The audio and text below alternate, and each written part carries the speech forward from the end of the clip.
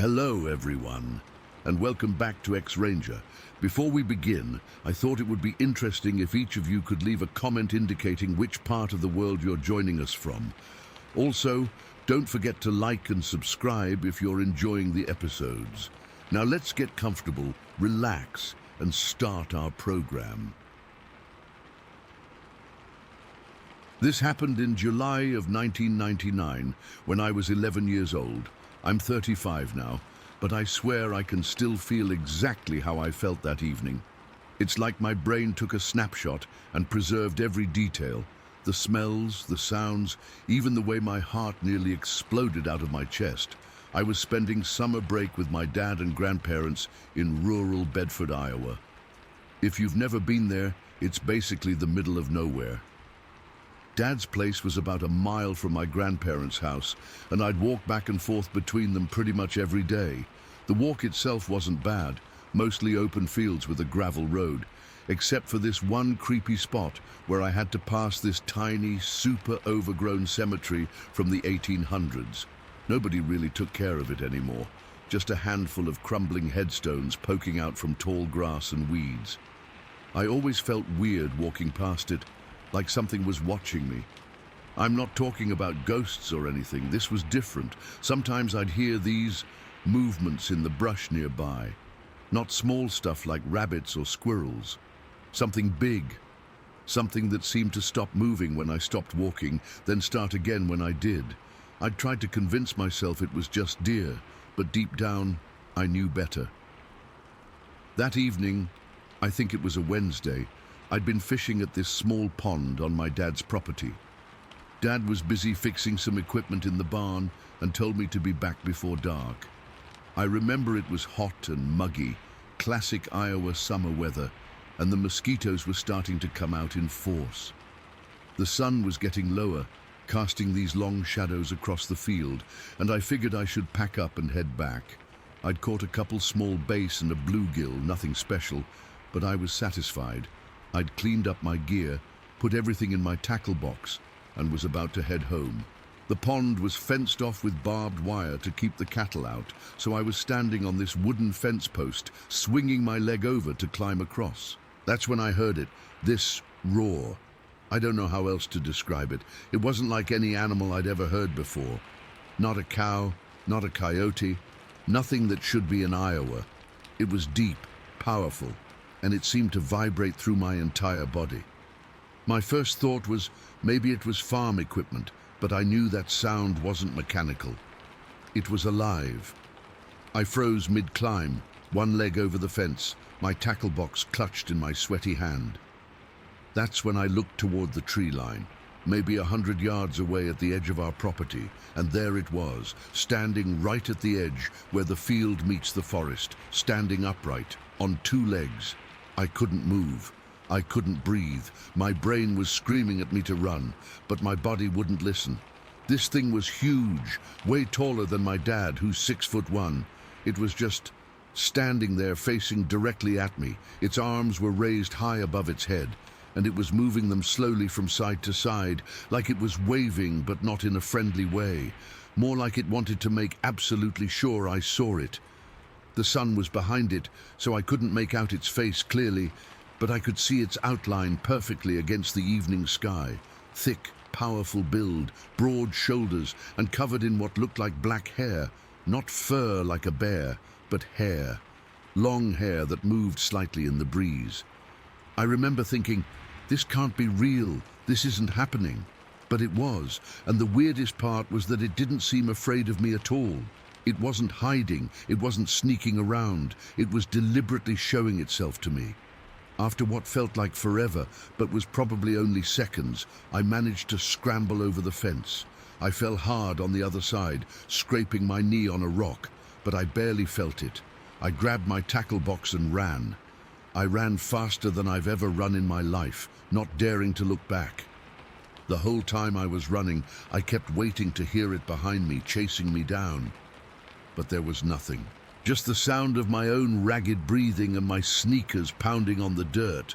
When I got to the house, I burst through the door, practically hyperventilating. My dad took one look at me and thought I'd been hurt. What happened? "Did you fall in the pond?" he asked. I couldn't even speak at first. When I finally managed to tell him what I'd seen, he got this weird look on his face. Not disbelief exactly, but concern. "You probably saw a bear," he said, but his voice was off. There hadn't been bears in that part of Iowa for 100 years, and we both knew it. "It wasn't a bear, Dad," I insisted. "It was standing up, the whole time, and it was waving its arms at me."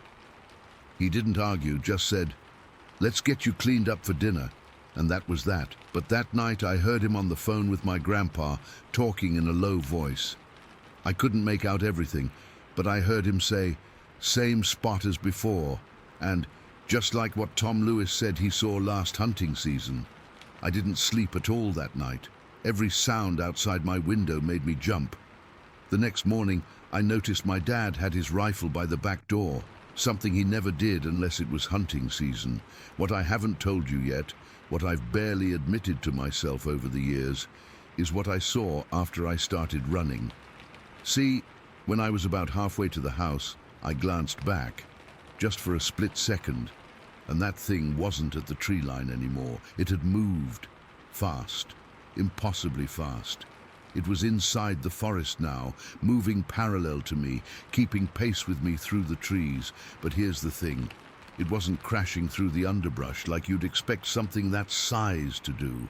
It was moving smoothly, expertly, like it knew exactly where to step, which branches to avoid. Like it had lived in those woods its entire life and knew every inch of them. And it wasn't just randomly wandering, it was tracking something, hunting. There were always deer in those fields and woods, and the way this thing moved, head slightly lowered, occasionally pausing to sniff the air, it was using scent and sound to follow prey. I remember thinking it moved like my uncle who'd been hunting those woods for 40 years, only more skilled, more in tune with the forest. I didn't go back to the pond after that. Didn't go fishing there again the rest of the summer. My dad never pushed me to go either, which was weird because he was always big on facing your fears. Instead, he started driving me to my grandparents' house instead of letting me walk, especially in the evenings. One night, about a week after what happened, I overheard my grandpa and dad talking on the porch. Grandpa said something about that creek system running all the way to Missouri and how they could travel the whole state without hardly ever being seen. I didn't know who they were, but I had a pretty good idea. I've been a hunter my whole life. Started going out with my dad when I was 6. I always felt comfortable in the woods, always felt like I understood the natural order of things. Humans at the top, everything else below. But after that day, something fundamental changed in how I saw the world. For the first time, I understood what it felt like to be prey, to know there's something bigger, stronger, and smarter out there, something that sees you as just another animal moving through its territory. I realized we're not always at the top of the food chain. We just think we are because we rarely encounter the things that could challenge that belief. I'm not saying it was Bigfoot or Sasquatch or whatever you want to call it. I don't need a name for it. All I know is what I saw. A massive, hair-covered creature that walked upright, moved with intelligence and purpose, and deliberately made sure I saw it, like it was sending a message. This is my place. You're just a visitor here.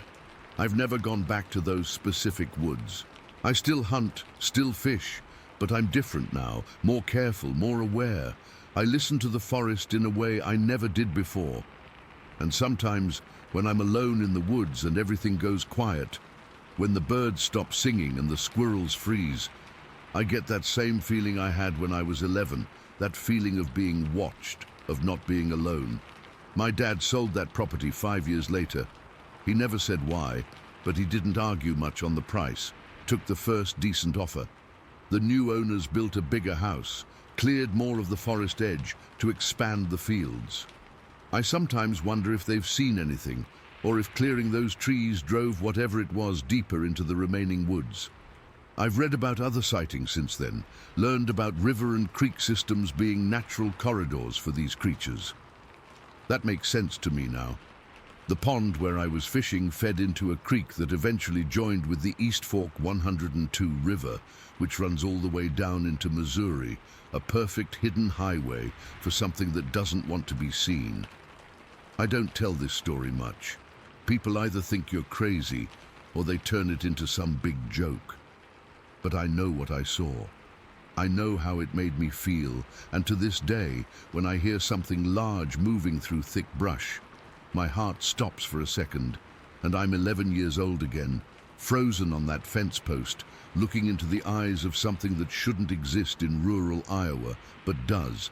That's my story. Take it for what it's worth. I don't have proof. I don't have pictures. All I have is the absolute certainty that for a few minutes on a summer evening in 1999, I wasn't at the top of the food chain, and whatever was, wanted me to know it. Story 2. I've never been the type to believe in monsters or cryptids. I always rolled my eyes at those Bigfoot shows on TV. My boyfriend Matt watches that stuff, and I'd always tease him about it. There's no way something that big could stay hidden, I'd say. Someone would have solid proof by now. Well, I don't joke about it anymore. Not since last October. I work as a dental hygienist in Riverside County, and I had gone to visit my friend Jenna, who lives about 40 minutes away in a more rural part of the county. We spent the afternoon catching up, having lunch, and watching some stupid reality TV show. Nothing special, just normal friend stuff. I left her place around 5 in the afternoon. It was that time of year when it gets dark earlier, so the sun was already getting low, casting that golden orange light through the trees. The drive back to my place takes me through some pretty isolated stretches. There's this one part where the road curves around Lake Matthews and cuts through these dense woods for about 3 miles. It's usually a peaceful drive. I've done it dozens of times visiting Jenna. The road isn't great. 2 lanes, some potholes, no streetlights, but it's never bothered me before. I was about halfway through that wooded stretch, maybe 10 minutes from getting back to the main highway. I had the radio on low, just some pop station, and I was thinking about what I needed to grab from the grocery store on my way home. Totally normal, everyday thoughts. That's when it happened. I came around this bend in the road, and my headlights caught something moving on the right side of the road. At first, I thought it was a deer. We get them all the time out here, and you have to watch for them crossing.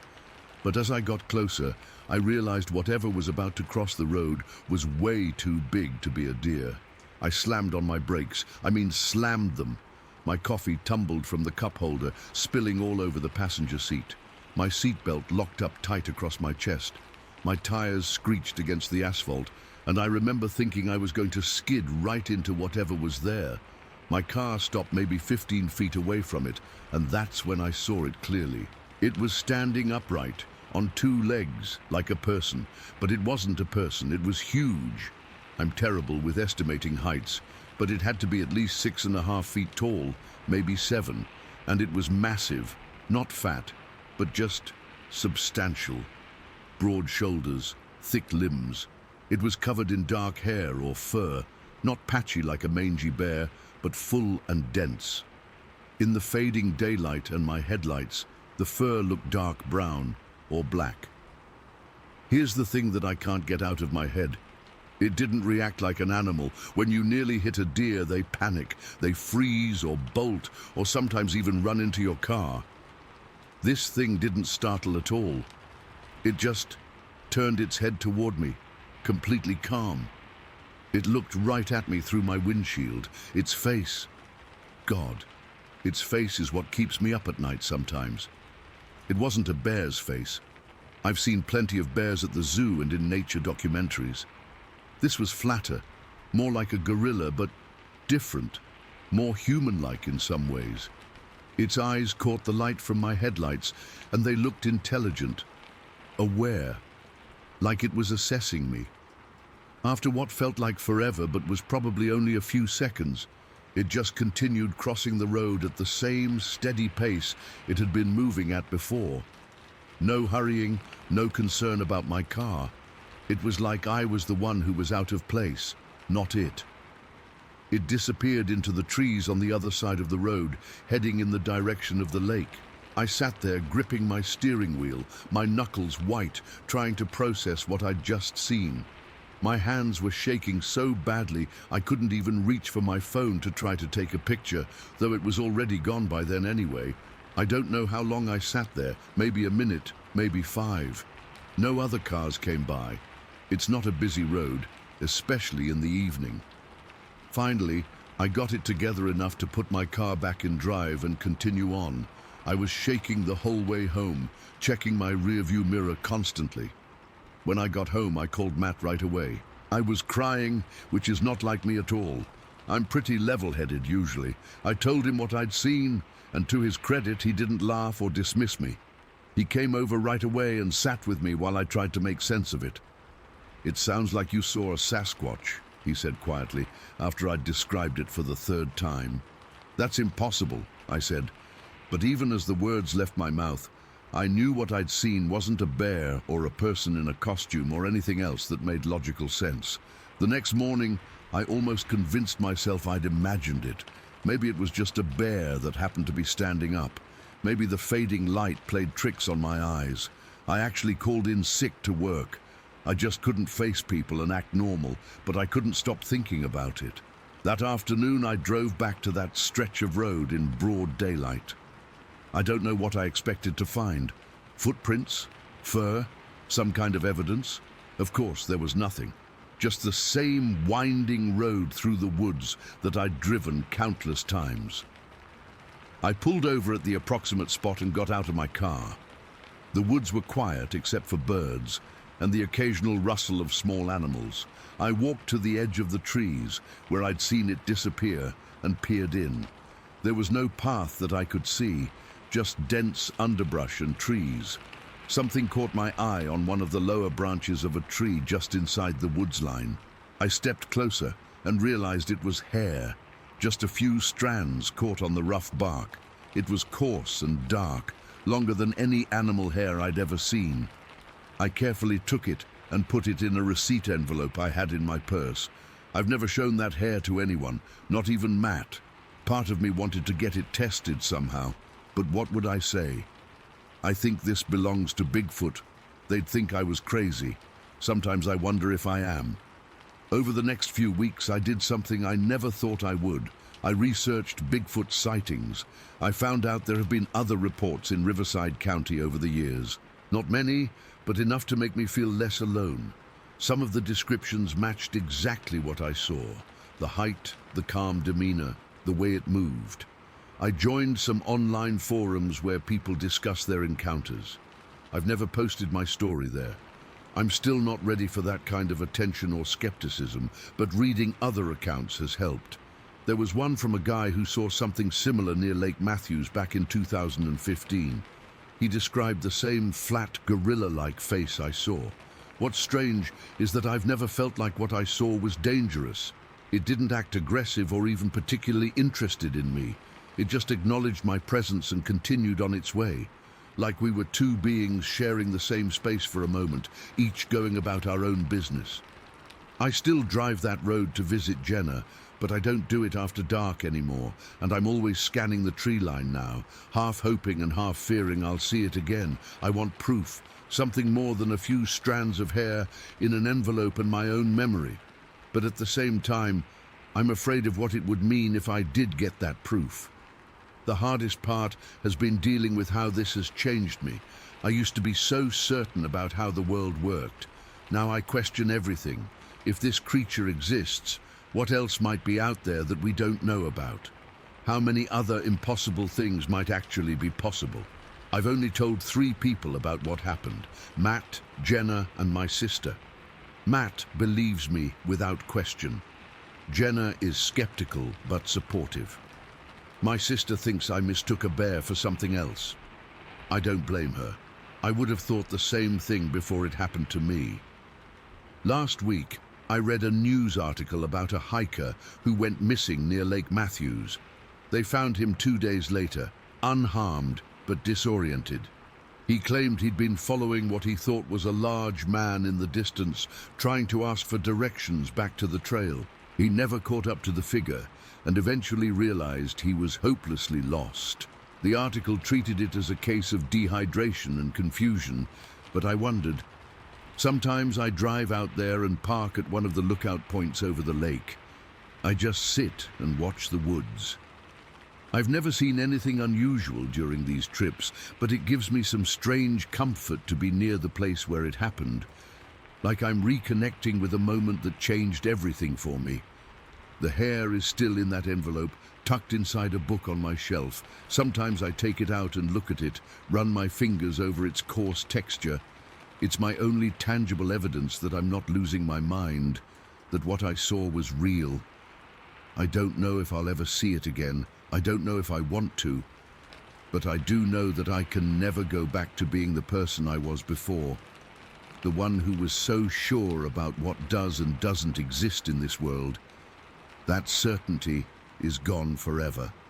And sometimes when I'm driving alone and pass through a wooded area, I catch myself slowing down just a little, my eyes scanning the shadows between the trees, just in case. Story 3. I've been carrying this memory around for over 40 years now. It sits in my mind like a splinter I can't dig out. I never talk about it anymore, not after all the eye-rolling and sure whatever responses I got back in the day. But seeing all these similar stories lately has me thinking maybe someone here might actually believe me. This happened in the summer of '83 when I was 14. My cousin Tyler was visiting from Calgary for 2 weeks. He was 13, just a year younger than me. My family lived in the West Kootenays region of British Columbia, about 20 minutes outside a small town that barely had 2,000 people back then. My dad's brother, Tyler's dad, owned some property nearby with a decent-sized cabin where we'd have family gatherings. That particular day was scorching hot, probably close to 90 degrees. Tyler and I were bored out of our minds after spending the morning helping my uncle stack firewood.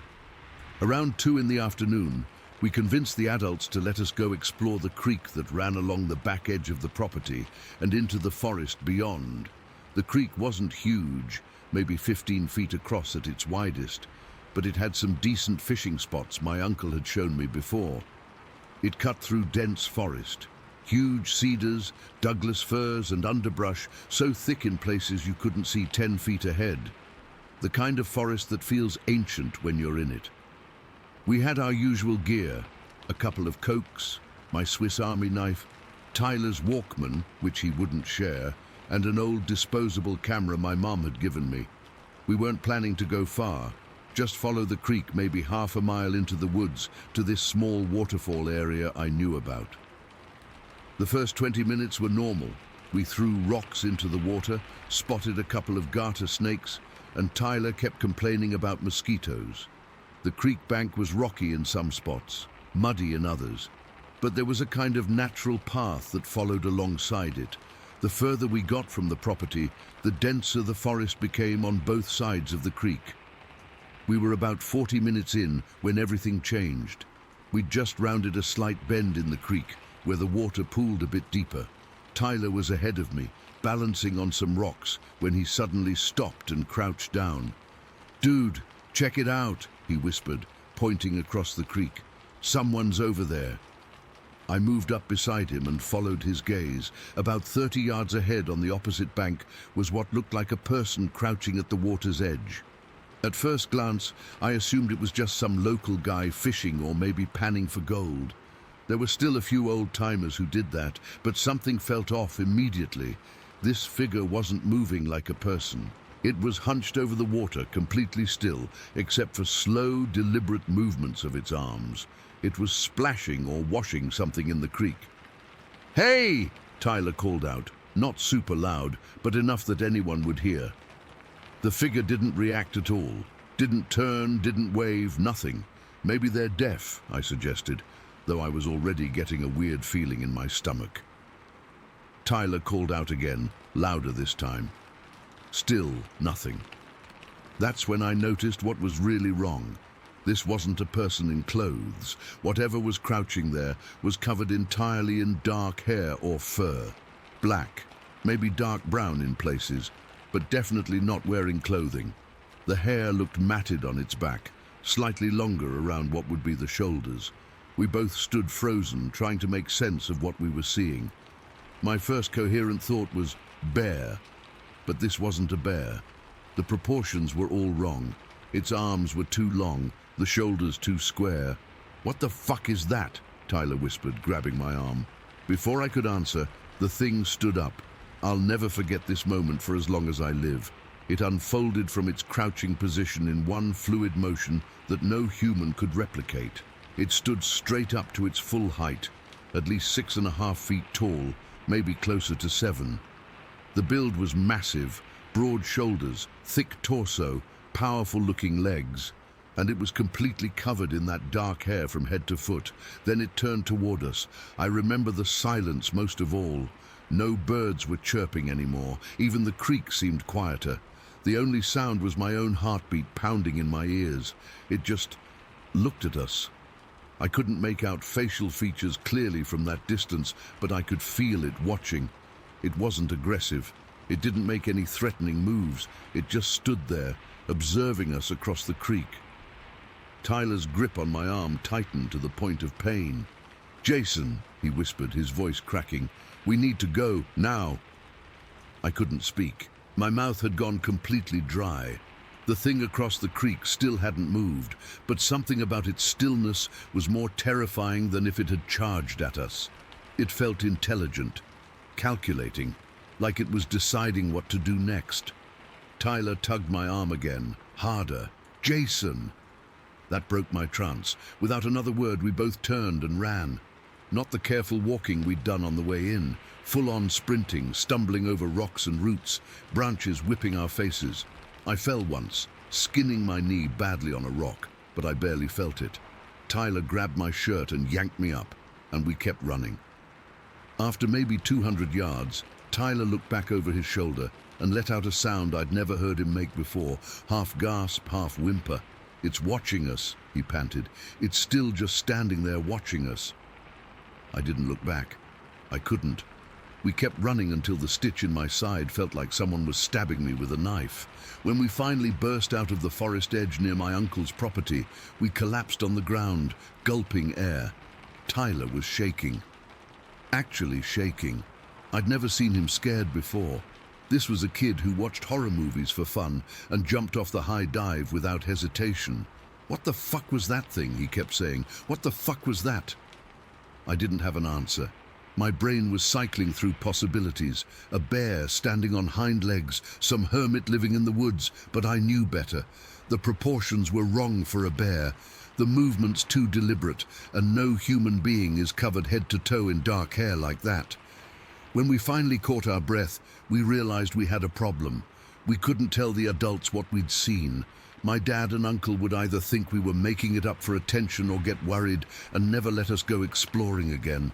But we also couldn't keep it to ourselves. It felt too big, too important. We settled on telling my older brother Mike first. He was 17 and worked summers at the local ranger station, so we figured he might know something. When we got back to the house, we pulled him aside behind the woodshed and told him everything. He laughed at first, thinking we were pranking him.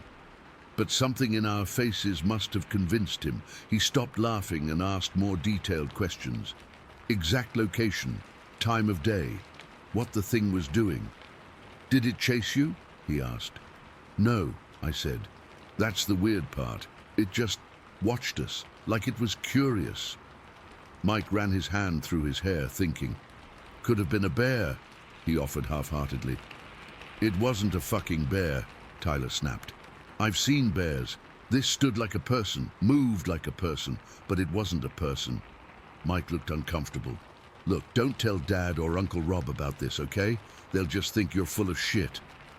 "But what if someone else goes down there?" I asked. "Shouldn't we warn people?" Mike considered this. "I'll mention something to the guys at the station. Say I heard a rumor about a possible bear sighting. But that's it." Later that night, Tyler and I couldn't sleep. We shared the pull-out couch in the living room, both staring at the ceiling.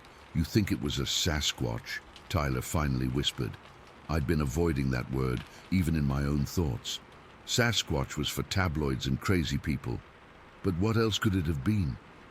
I don't know, I answered honestly. I just know it wasn't normal. I wish we'd taken a picture, Tyler said. The camera. I'd completely forgotten about the disposable camera in my pocket. In our panic, taking a photo was the last thing on my mind.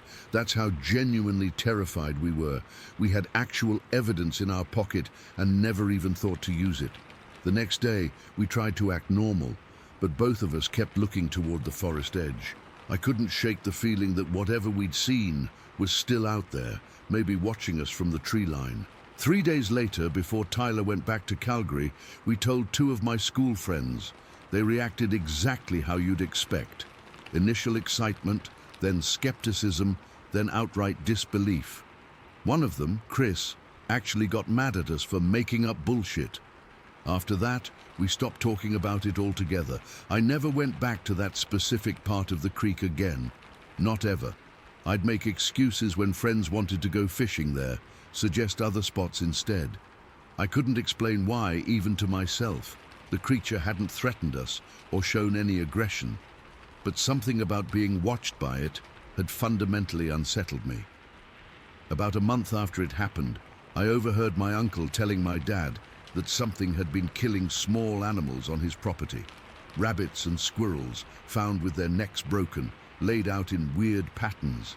They assumed it was neighborhood kids being cruel. I never said a word. Tyler and I lost touch after high school. Last I heard, he was working in the oil industry in Alberta. We never discussed the incident again after that summer, but sometimes, when we'd see each other at family gatherings, he'd give me this look, a silent acknowledgement of our shared secret. The older I get, the more I question my own memory. Did we really see what I think we saw? Could it have been something else? Something explainable?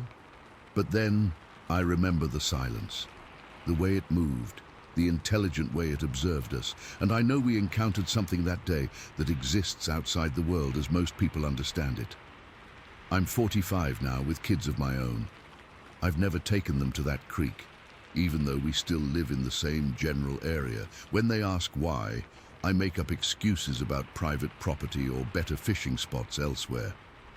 How do you explain to your children that there are things in this world that don't fit into neat categories?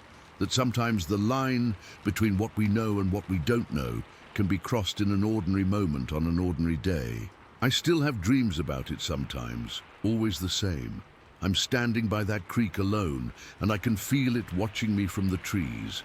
In the dreams, I'm never afraid, just waiting. As if there's something it wants to tell me that I wasn't ready to hear back then. Whatever we saw that day, it changed how I see the world. Not in some profound philosophical way, just in the simple understanding that there are things out there we can't explain, and sometimes they're watching us. Story 4. I've never really told this story to many people because I know how it sounds. I was just a kid, and most folks would write it off as an overactive imagination or a tall tale. But what happened that day in August of 1992 has stayed with me for my entire life. I'm 31 now, but I can still remember every detail like it happened yesterday.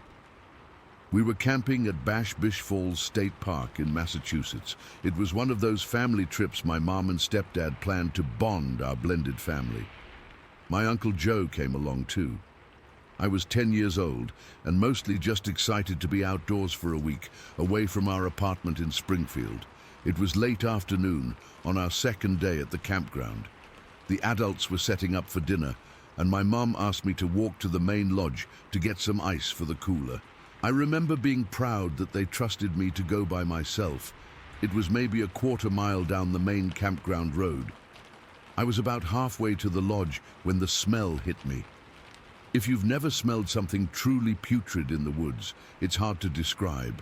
It wasn't just bad, it was overwhelming, like roadkill that had been baking in the sun for days, mixed with garbage and this musky, wet dog smell that made my eyes water. I actually covered my nose with my t-shirt and looked around for whatever dead animal was causing it.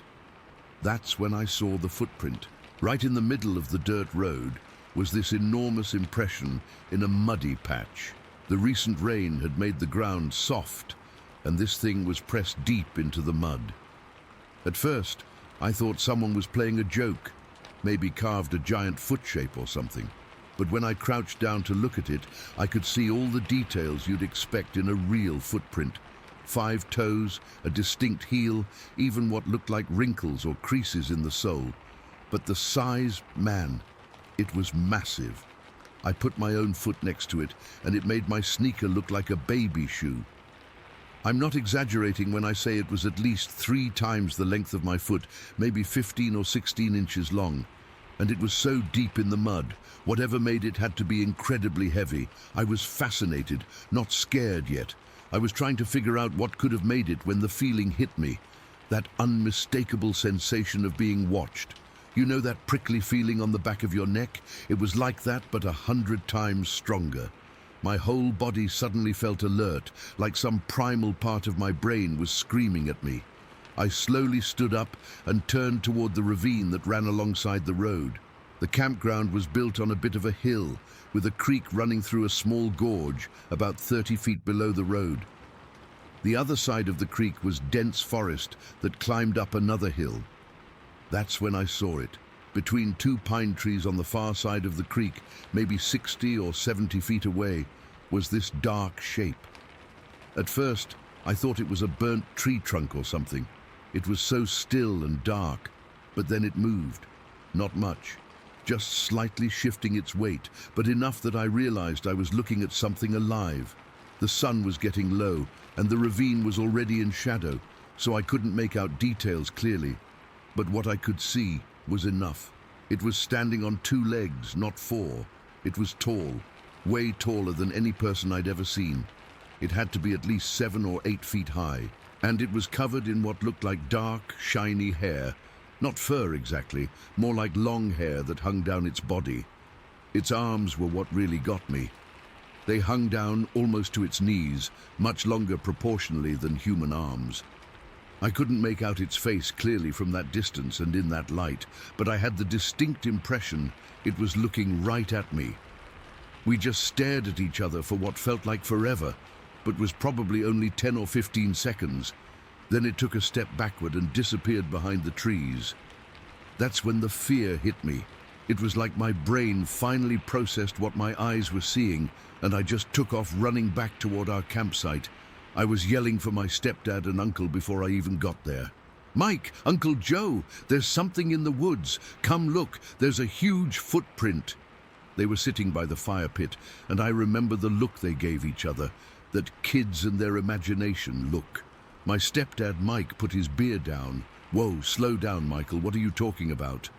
I was out of breath, but managed to explain about the footprint and the figure I'd seen across the ravine. I expected them to laugh or tell me I was seeing things, but something in my face must have convinced them I was serious. Uncle Joe grabbed a flashlight even though it wasn't fully dark yet. "All right, show us this footprint." The 3 of us walked back down the road. I was nervous the whole time, constantly looking toward the woods. The smell was still there, but not as strong. When we got to the spot, I pointed at the footprint. "Holy shit," Uncle Joe whispered, crouching down beside it. He put his boot next to it, and his size 11 was dwarfed. The print was easily twice as long and much wider. My stepdad wasn't saying anything, just staring at it with this weird expression. He finally looked up at the ravine where I'd seen the figure. "And you say you saw something standing over there?" he asked, his voice different than I'd ever heard it. I nodded and pointed to the exact spot between the trees. It was right there, standing on 2 legs. It wasn't a bear, Mike. Bears don't stand like that for that long. And it was huge. Uncle Joe was taking pictures with his disposable camera. "Could have been a guy in a costume, I suppose," he said, but he didn't sound convinced. "In the middle of the woods? Why would someone do that?" I asked. My stepdad put his hand on my shoulder. "Probably just a bear, buddy. They can stand on their back legs for a bit. With the shadows and everything, it probably just looked bigger and weirder than it was." But I could tell he didn't fully believe what he was saying. He kept looking around nervously, and we headed back to camp much faster than we'd walked out. Nobody mentioned going to get the ice. When we got back, They told my mom about the footprint, but downplayed my sighting. I heard my stepdad whisper to her, "Probably just a bear, but that print is no joke. Never seen anything like it." We had dinner, but the adults were distracted, talking quietly among themselves. Other campers came by our site, and Uncle Joe mentioned the footprint to them. A couple of guys went to check it out before it got completely dark. By the time we went to bed, I was exhausted, but still on edge. Our campsite had 2 tents, one for my mom and stepdad, and one that I shared with my uncle. As I was trying to fall asleep, I kept hearing every little sound from the forest around us. It must have been around 2 in the morning when it happened. I was drifting in and out of sleep when a tremendous crashing sound came from just beyond our campsite. It sounded like something huge moving through the underbrush, breaking branches as it went. Uncle Joe sat up immediately. "What the hell was that?" The noise got louder, heading straight for our campsite. Then we heard the distinct sound of something large splashing through the creek that ran about 20 yards behind our tents. My stepdad was yelling from the other tent. Joe, you hearing this?" "Yeah, stay in the tent." Uncle Joe grabbed his flashlight but didn't move to unzip the tent flap. The splashing was followed by more crashing as whatever it was climbed up the other side of the creek bed. It sounded like it was moving fast, but with heavy, powerful steps. The ground actually seemed to vibrate slightly. Then, silence. Nobody moved for at least 5 minutes. Finally, Uncle Joe unzipped our tent just enough to shine his flashlight around the campsite. Nothing seemed disturbed, but he didn't venture out, and neither did my stepdad. None of us slept much after that. When dawn finally came, we all emerged from our tents cautiously. That's when we saw that our wooden picnic table, a massive thing that probably weighed 200 pounds, had been flipped completely upside down, and not just tipped over. It was a good 10 feet from where it had been the night before. Uncle Joe walked carefully toward the creek while my stepdad examined the table. I followed Joe, and that's when we found more footprints, the same enormous size as the one on the road, in the soft mud by the creek bank. There were several of them, leading up from the creek and then disappearing into the harder ground of the forest. "Mike, you better come look at this," Uncle Joe called, his voice tense. While we were standing there, a park ranger drove up in his truck. Apparently, we weren't the only campsite that had experienced something strange. A family in an RV about half a mile down the road reported that their vehicle had been rocked violently during the night and was now leaning to one side, as if something had tried to tip it over. The ranger looked at the footprints and the overturned table and took some notes, but he was careful not to say anything specific about what might have caused it. He just kept saying they'd look into it and advised everyone to secure food items and make noise when walking around the campground. Interestingly, nobody used the word Bigfoot or Sasquatch out loud.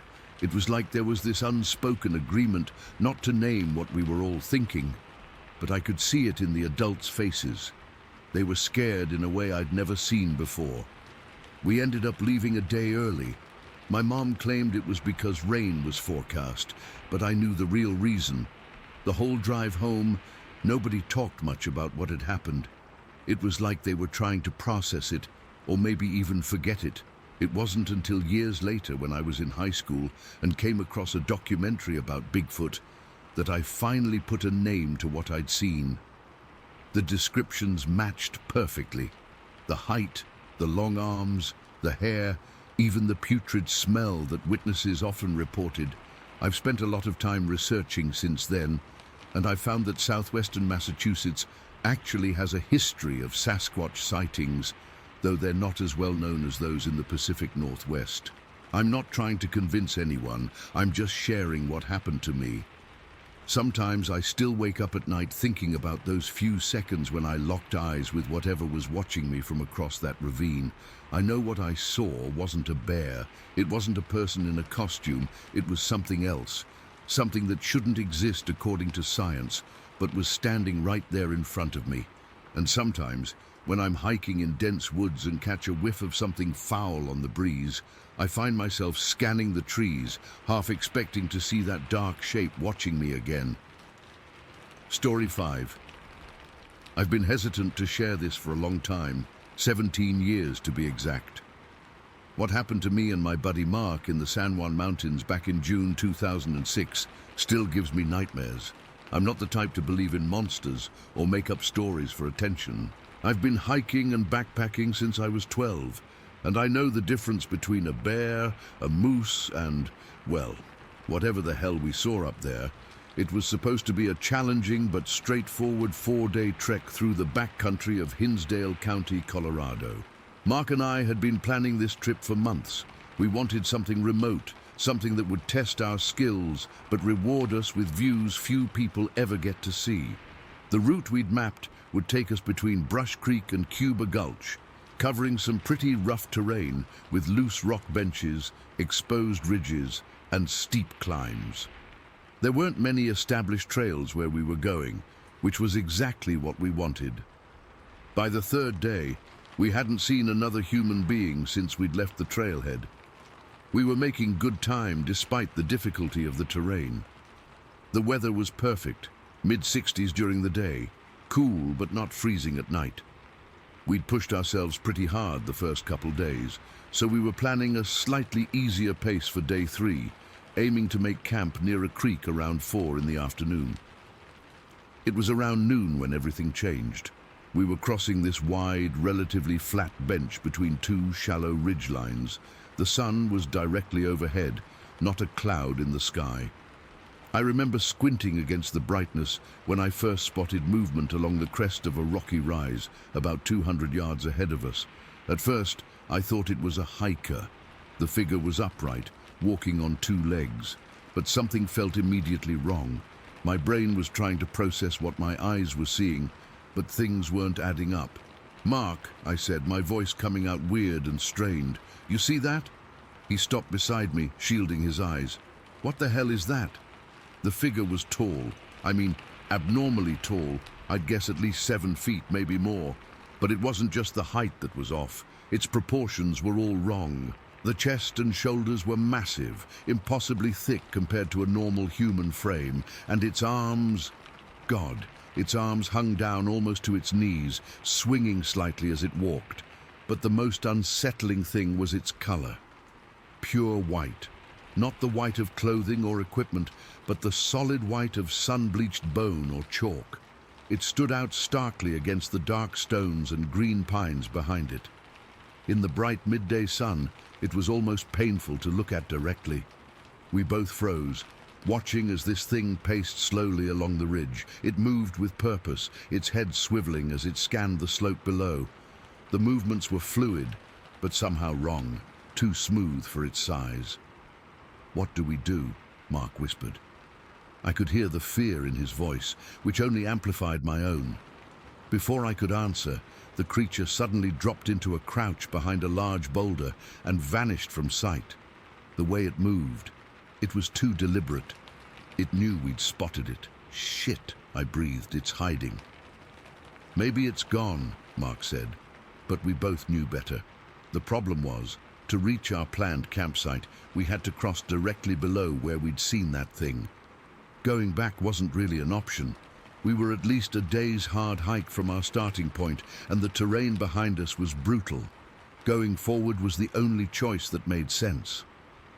"Let's move through those trees," I said, pointing to a scattered line of pines that would give us some cover. "No talking, stay low, move fast, but quiet." Mark nodded, his face pale. We adjusted our packs and started forward, keeping our eyes on the ridge where the creature had disappeared. Every step felt like walking through molasses. My heart was pounding so hard, I was sure anything within a mile could hear it. The silence was complete, except for the soft crunch of our boots on loose rock and the occasional ping of our trekking poles. We made it about halfway across the exposed area when I noticed something that made my skin crawl. There were no bird calls, no squirrels chittering, nothing. The mountain had gone completely silent. We reached the tree line and picked up our pace, moving from trunk to trunk, using whatever cover we could find. After what felt like hours, but was probably only 20 minutes, we made it to the far slope and began our descent toward the creek where we planned to camp. That's when I felt it, that unmistakable sensation of being watched. The hair on the back of my neck stood up, and I got that cold, prickling feeling between my shoulder blades. Mark must have felt it too, because he stopped at the exact same moment I did. Slowly, we both turned and looked up. There it was, just high enough above the rocks to observe us. That pale white figure, its outline stark against the blue sky. I still couldn't make out facial features clearly. The distance and the sun's glare made details impossible, but I could feel its eyes on us. The moment it realized we'd spotted it, it dropped back down behind the rocks, moving with that same deliberate quickness. "Jesus Christ," Mark hissed. "It's following us." "Let's get to the creek," I said. "We need to make camp while we still have plenty of daylight." We half jogged, half scrambled down the slope, constantly looking over our shoulders. We reached the creek around 3 and immediately started setting up camp in a small clearing with good visibility in all directions. We worked in silence, each of us processing what we'd seen. "What do you think it is?" Mark finally asked as we collected firewood. "I don't know," I admitted. "Not a bear, not a person. Could it be some kind of albino Bigfoot or something?" He tried to laugh, but it came out hollow. "I don't believe in Bigfoot," I said automatically, but the words felt empty, because what else could explain what we'd seen? We built our fire bigger than normal, creating a wide perimeter of light. Neither of us said it, but we both knew we wouldn't be getting much sleep that night. As darkness fell, the silence became oppressive. There was no wind, no insects chirping, no rustling in the underbrush, no hooting of owls, nothing, just the crackling of our fire and our own breathing.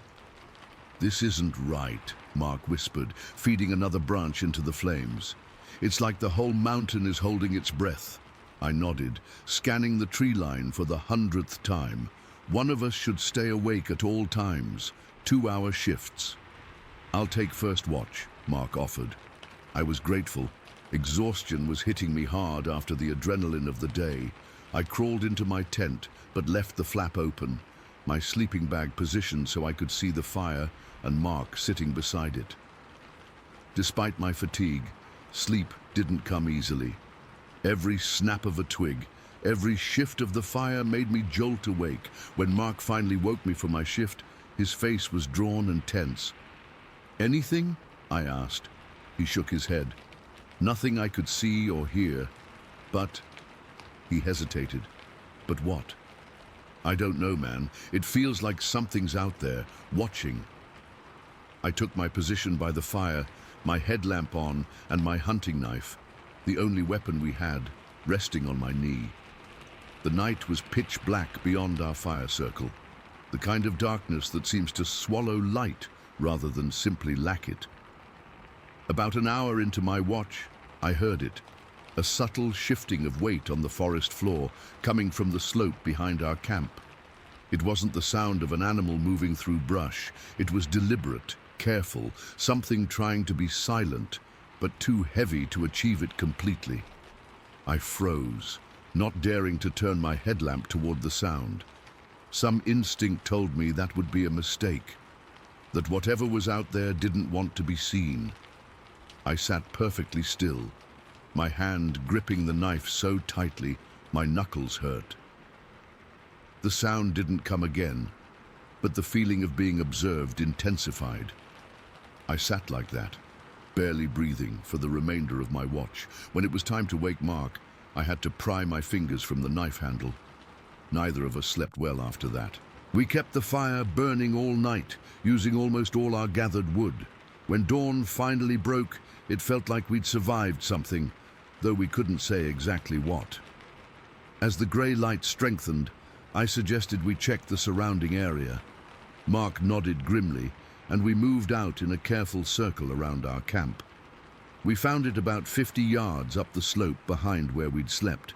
a patch of grass and undergrowth that had been flattened completely, forming a rough oval about 7 feet long and 4 feet wide. Whatever had made it was heavy enough to press the vegetation flat against the ground. There were no distinct footprints, just this disturbing compression in the earth. "Something was lying here," Mark said, his voice barely audible, "watching us all night." I nodded, unable to speak. The spot had a direct line of sight to our camp. Anything crouching there would have been able to observe us completely while remaining hidden in the darkness. We packed up camp faster than we ever had before.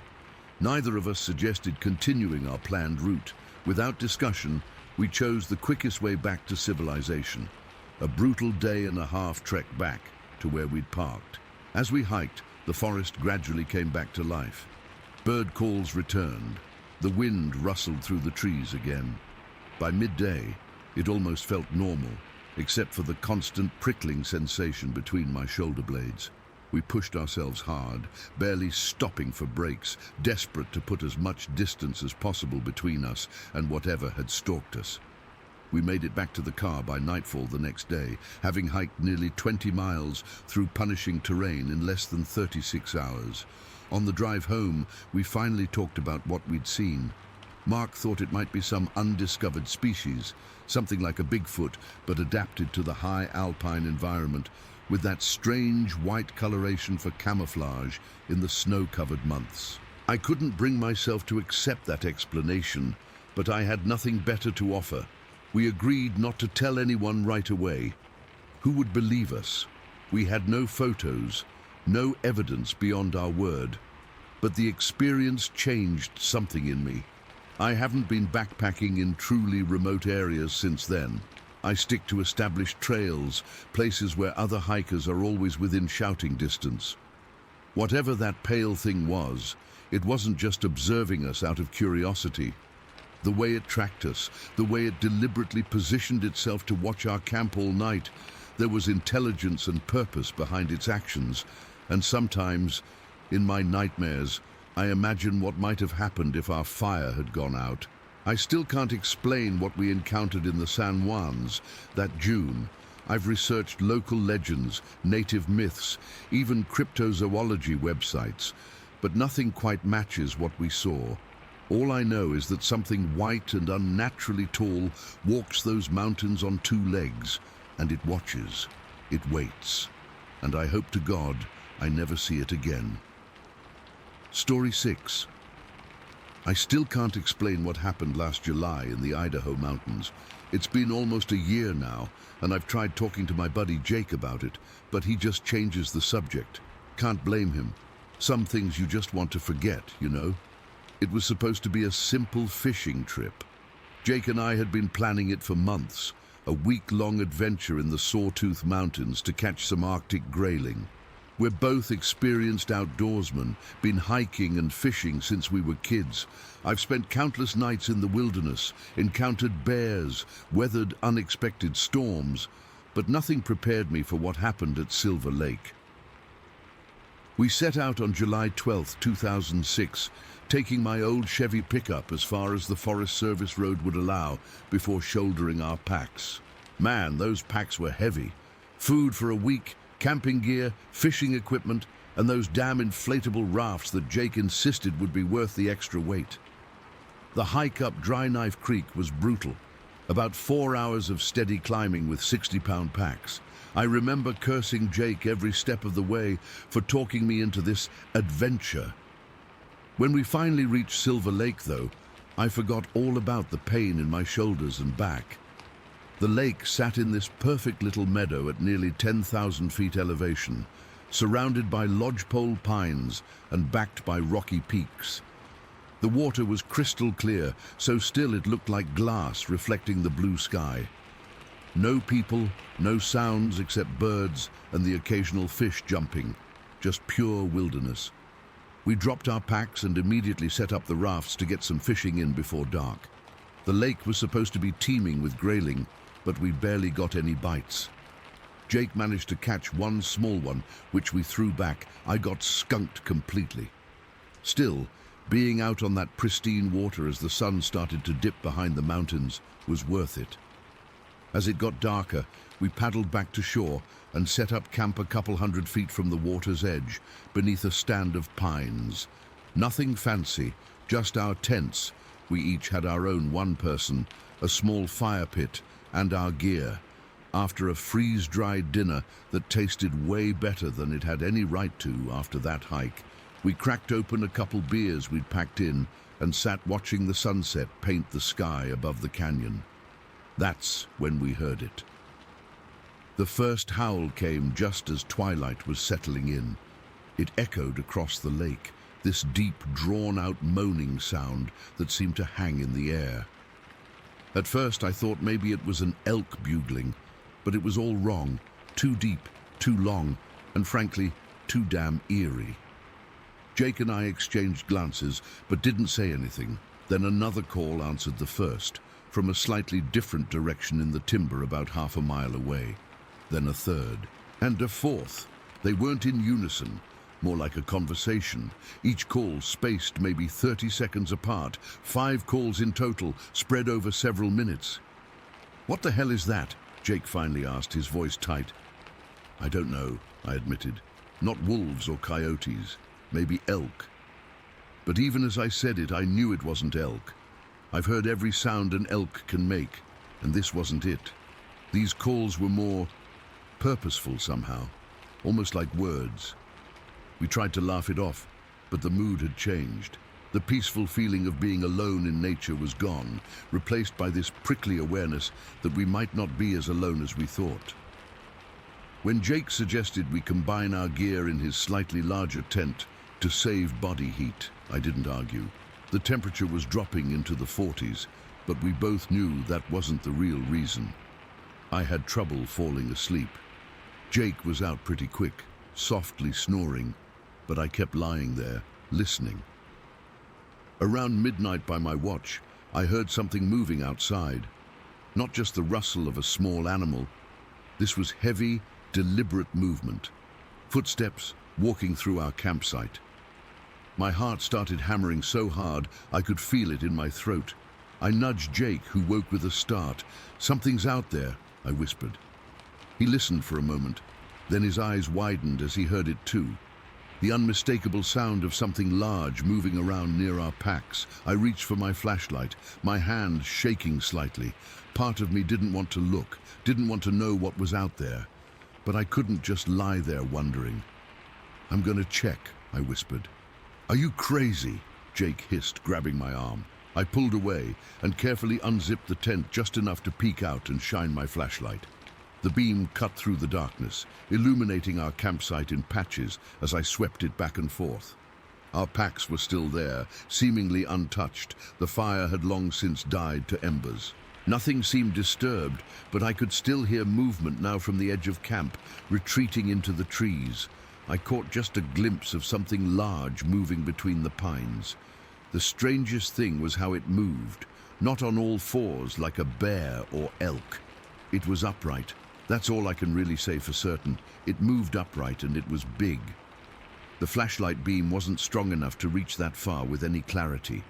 We spent the rest of the night wide awake, talking in whispers, trying to convince ourselves it was just a bear, or maybe even a moose. But we both knew better. Bears don't walk upright through camp, and moose don't make those sounds we'd heard earlier. When dawn finally broke, we were exhausted, but relieved. Everything looks less frightening in daylight. We made coffee and tried to laugh about how spooked we'd been. Jake joked that we should leave a Bigfoot trap, a 6-pack of beer and some beef jerky, but his laugh sounded forced. As we were breaking down camp, we heard horses approaching. 3 riders came into view, 2 older guys and a younger woman, all dressed in typical backcountry gear. They were surprised to see us. Apparently, not many people made the trek up to Silver Lake. "How'd you folks sleep?" the older man asked as they dismounted to let their horses drink from the lake. "Not great," Jake admitted. "Heard some strange noises." The 3 riders exchanged glances. The woman looked uncomfortable. "Yeah, our horses were real spooked last night," the second man said. "Had to tie them up tight. They kept trying to bolt. "You hear anything unusual?" I asked, trying to sound casual. There was an awkward pause before the first man said, "Might have been a Bigfoot. These mountains are known for sightings." His companion laughed nervously. "Don't start with that again, Carl." But Carl looked dead serious. "My grandfather saw one up here in the 60s, said it was 7 feet tall, covered in dark hair. Made sounds just like you'd expect, long moaning calls." I felt the hairs on my neck stand up. Jake was suddenly very interested in packing his tent. "You boys be careful," Carl said as they mounted up again. "Whatever it is, it doesn't usually bother people. Just keep your distance if you see anything." We nodded, trying to act like this was just a casual conversation about local wildlife. After they left, Jake and I didn't discuss it further.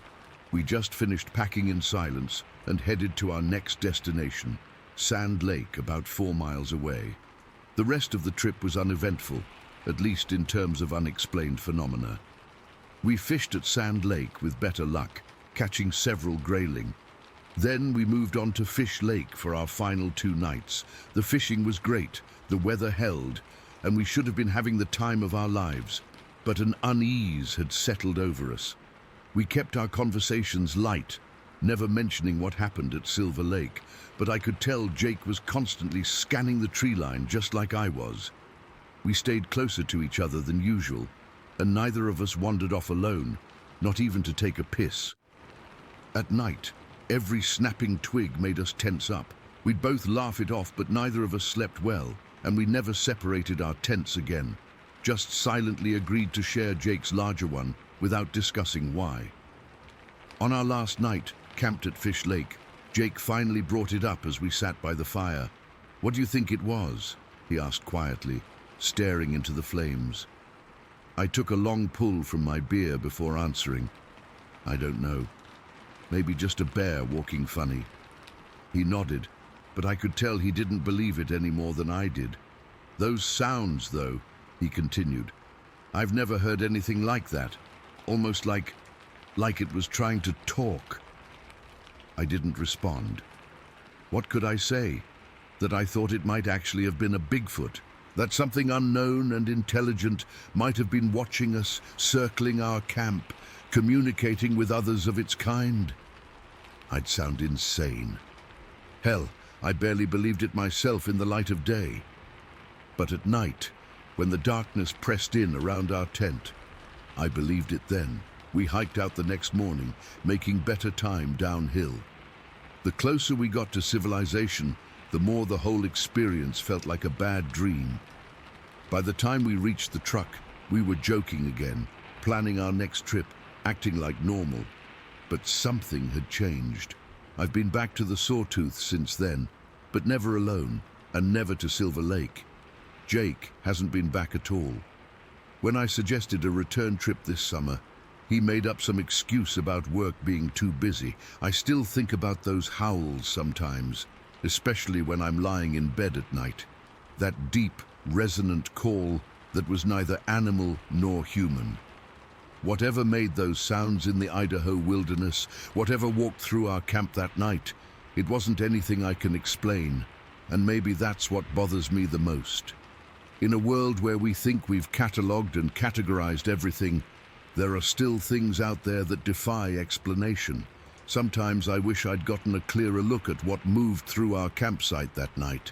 Other times I'm grateful I didn't. Some mysteries are better left unsolved. Story 7. I've never really talked about this before outside of close family, but what happened to us in Fish Lake National Forest still gives me cold sweats 20 years later. This was back in September of '88, when I was younger and stupider, I guess. My wife Sandy and I had our baby girl with us.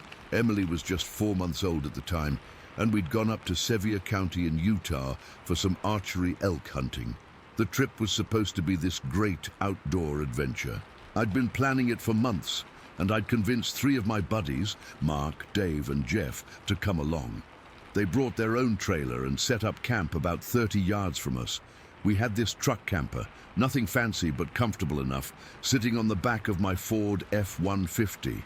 It had a little kitchenette, a table that converted to a bed, and a small sleeping area above the cab where Emily's portable crib fit perfectly. The first couple days were completely normal. We'd wake up early, hunt until early afternoon, then hang around camp, cook dinner, have a few beers, and swap stories. Sandy was amazing about the whole thing. She stayed with Emily during the day, then we'd all hang out together in the evenings. The weather was perfect. Cool mornings, warm afternoons, and these crystal clear nights where you could see every star in the sky. On the third night, our last before heading home, we all turned in around 11. I remember checking my watch because I wanted to get an early start the next morning. Emily had been fussy, but finally fell asleep, and Sandy and I were exhausted. My black lab, Ranger, was curled up at the foot of our bed like always. He was the best hunting dog I ever had, alert to everything, protective, the works. I don't know how long I'd been asleep when the first hit came. The digital clock on our little camper stove read 1:32. I remember that so clearly because I stared at those red numbers, trying to make sense of what had just happened. Something had struck the side of our camper with this incredible force. Not like a branch falling or a rock.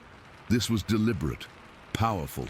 The whole camper rocked sideways about 6 inches. On truck suspension, that takes serious force. Sandy bolted upright next to me, her eyes wide.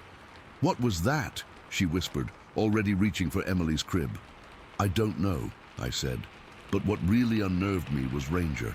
This dog who'd chase off bears without hesitation was trembling, literally shaking under the small table, his tail tucked between his legs. I'd never seen him like that, ever.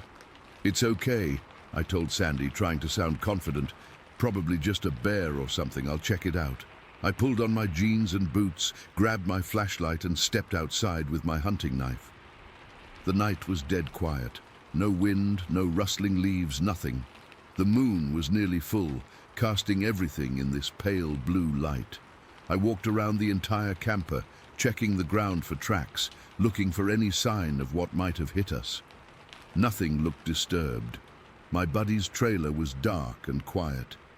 After circling the camper twice, I convinced myself it must have been a bear, though it didn't make sense that Ranger would be so terrified. He'd encountered bears before. I climbed back inside, locked the door, and tried to reassure Sandy. "Nothing out there," I said. "Probably just a curious bear that's moved on now." We laid back down, but there was no way either of us was falling asleep. Emily, thankfully, hadn't woken up. Ranger still wouldn't come out from under the table. About 20 minutes later, maybe 1:50, 1:55, it happened again. Same spot on the camper, but harder, way harder.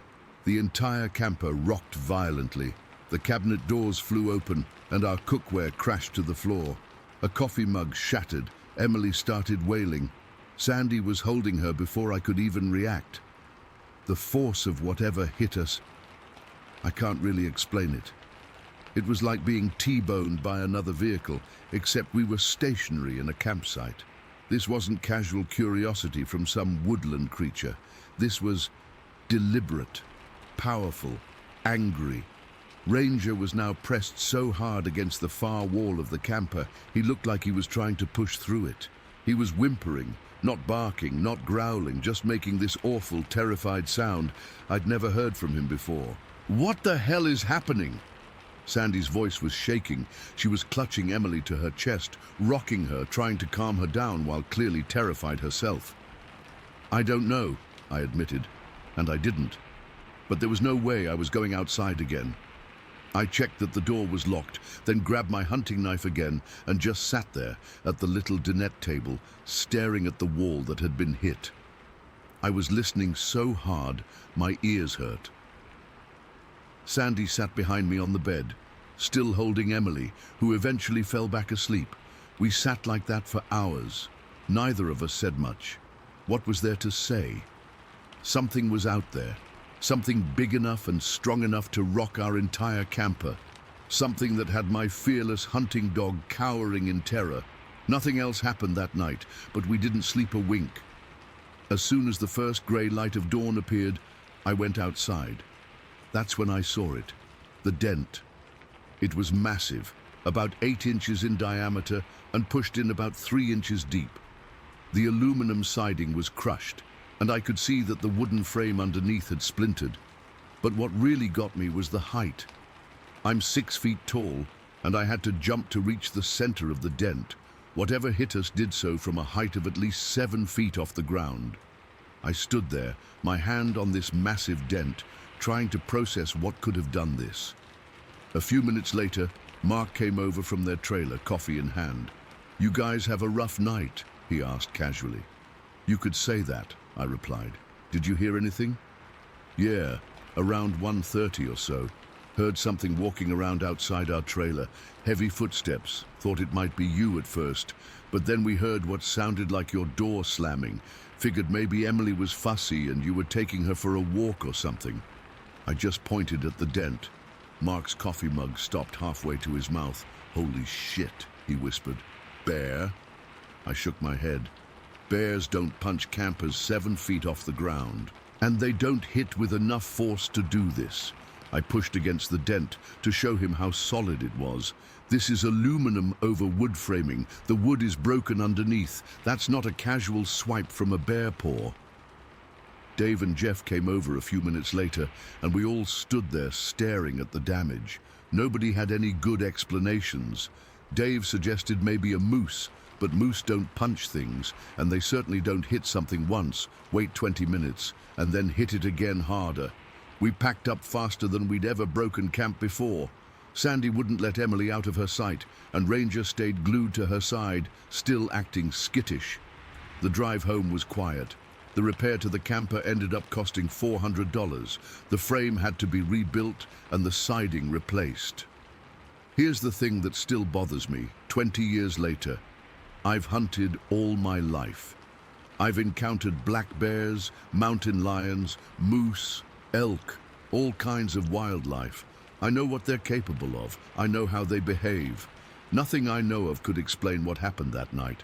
Some of my hunting buddies have suggested it might have been a grizzly, but there haven't been confirmed grizzlies in Utah for decades. Others have joked about Bigfoot, and while I've always laughed it off, I sometimes wonder, whatever it was, stood at least 7 feet tall, was incredibly strong, seemed intelligent enough to target the same spot twice, and terrified a dog who'd face down a charging bear without hesitation. I've never gone back to that specific campsite. We still camp and hunt, but I always bring extra lighting now, and we never go anywhere too remote. Sometimes when I'm lying in bed at night and the house makes some random settling noise, I flash back to that moment. The violent rocking, the sound of the impact, the look of absolute terror in Ranger's eyes. I don't know what hit our camper that night in Fish Lake, but whatever it wasn't natural, and it knew we were there. Story 8. I've debated posting this for years. I'm not looking for anyone to believe me. Honestly, sometimes I wish I could convince myself it never happened. But I need to get this off my chest. This happened back in May of 2011. I live outside Alto, Texas, on about 6 acres that back up to dense woods. It's pretty isolated out here. My nearest neighbor is over half a mile down the road. I've lived in rural areas my whole life, and I've always felt comfortable with the isolation, until that night. It was around 2 in the morning when I woke up to what sounded like something heavy hitting the ground behind my property. It wasn't like a branch falling. This was a solid thud that literally shook me awake. My first thought was maybe someone was trying to break into my shed where I keep my riding mower and tools. I grabbed my .45 from the nightstand drawer and went to my son's room to wake him up. Jake was 21 at the time and had moved back home while attending community college. He's a good kid, knows how to handle himself. I told him someone might be messing around outside, and he immediately grabbed his shotgun from the closet. We didn't turn on any lights in the house. Instead, we went to the back door and looked out through the window. Everything seemed still, but something felt off. You know that feeling when you're being watched? The hair on my arms was standing up. "Let's check it out," I whispered to Jake. "Stay behind me." We stepped out onto the back porch, flashlights in one hand, guns in the other. The night was weirdly quiet. No crickets, no frogs, nothing. Just dead silence except for our breathing. I swept my flashlight across the yard toward the tree line about 100 yards back. At first, nothing seemed out of place. Then I caught movement at the edge of the property where my land meets the woods. A deer burst out from the trees, running full sprint across the back of my property. This wasn't unusual. We see deer all the time, but something about how it was running struck me as strange. It wasn't just trotting along. It was in full panic mode, like something was chasing it. And then I saw it. Something huge emerged from exactly the same spot in the tree line the deer had come from. At first, my brain couldn't make sense of what I was seeing. It was moving on 2 legs, not 4. It was tall, way too tall to be a person. And it was fast, following the same path the deer had taken. "Dad," Jake whispered, his voice tight with fear. "What the fuck is that?" I raised my flashlight directly at it, and when the beam hit it, I felt my stomach drop. It was shaped like a man, but stood at least 8 feet tall. It was covered in brown hair, not fur exactly, more like long hair that hung in matted clumps. Along its back and shoulders, I could see streaks of grey. Its arms were unnaturally long, hanging below its knees, and its shoulders were incredibly broad. The worst part, when my light hit it, it stopped and turned toward us. Then it started running straight at us. "Stop!" I yelled, raising my pistol. "Stop right there!" It didn't stop. It just kept coming, moving with this weird gait that was somehow both awkward and incredibly fast. "Jake, shoot!" I shouted. Jake fired the shotgun. The blast lit up the yard for a split second. The creature flinched and veered off to the side, but it didn't go down. Instead, it started circling around to our left, staying just at the edge of our property. "Get back on the porch," I said, backing up slowly, keeping my eyes and gun trained on the thing. We retreated to the porch and turned to face it, ready to fire again if it charged. It stopped at the edge of the field, just barely visible in the yellow glow of the porch light. From this distance, maybe 50 yards away, I could see it better. It was standing upright, legs slightly apart, arms hanging at its sides but bent at the elbows. Its head was rounded on top, and its face seemed flatter than a human's, but I couldn't make out clear features. Its chest was massive, easily twice as wide as mine. And the smell. Jesus Christ, the smell. Even from that distance, a stench hit us like a wall, like rotting meat mixed with wet dog, and something else I can't even describe. It made my eyes water. We stood there in this bizarre standoff for what felt like forever, but was probably only a minute or 2. Neither of us lowered our weapons. I was trying to process what I was seeing. It wasn't a bear. Bears don't stand like that. It wasn't a person in a costume. No one could move that fast or be that big. Then it made a noise. It started as a deep, huffing sound, almost like it was catching its breath. Then it changed into this high-pitched shriek that made every hair on my body stand on end. It was like nothing I've ever heard before or since. Not quite human, not quite animal, but somewhere horribly in between. After that, it turned and walked deliberately back toward the woods. Not running this time, just walking with long, purposeful strides. It disappeared into the tree line, and the forest swallowed it up. Jake and I stayed on the porch for at least another hour, too terrified to go back inside.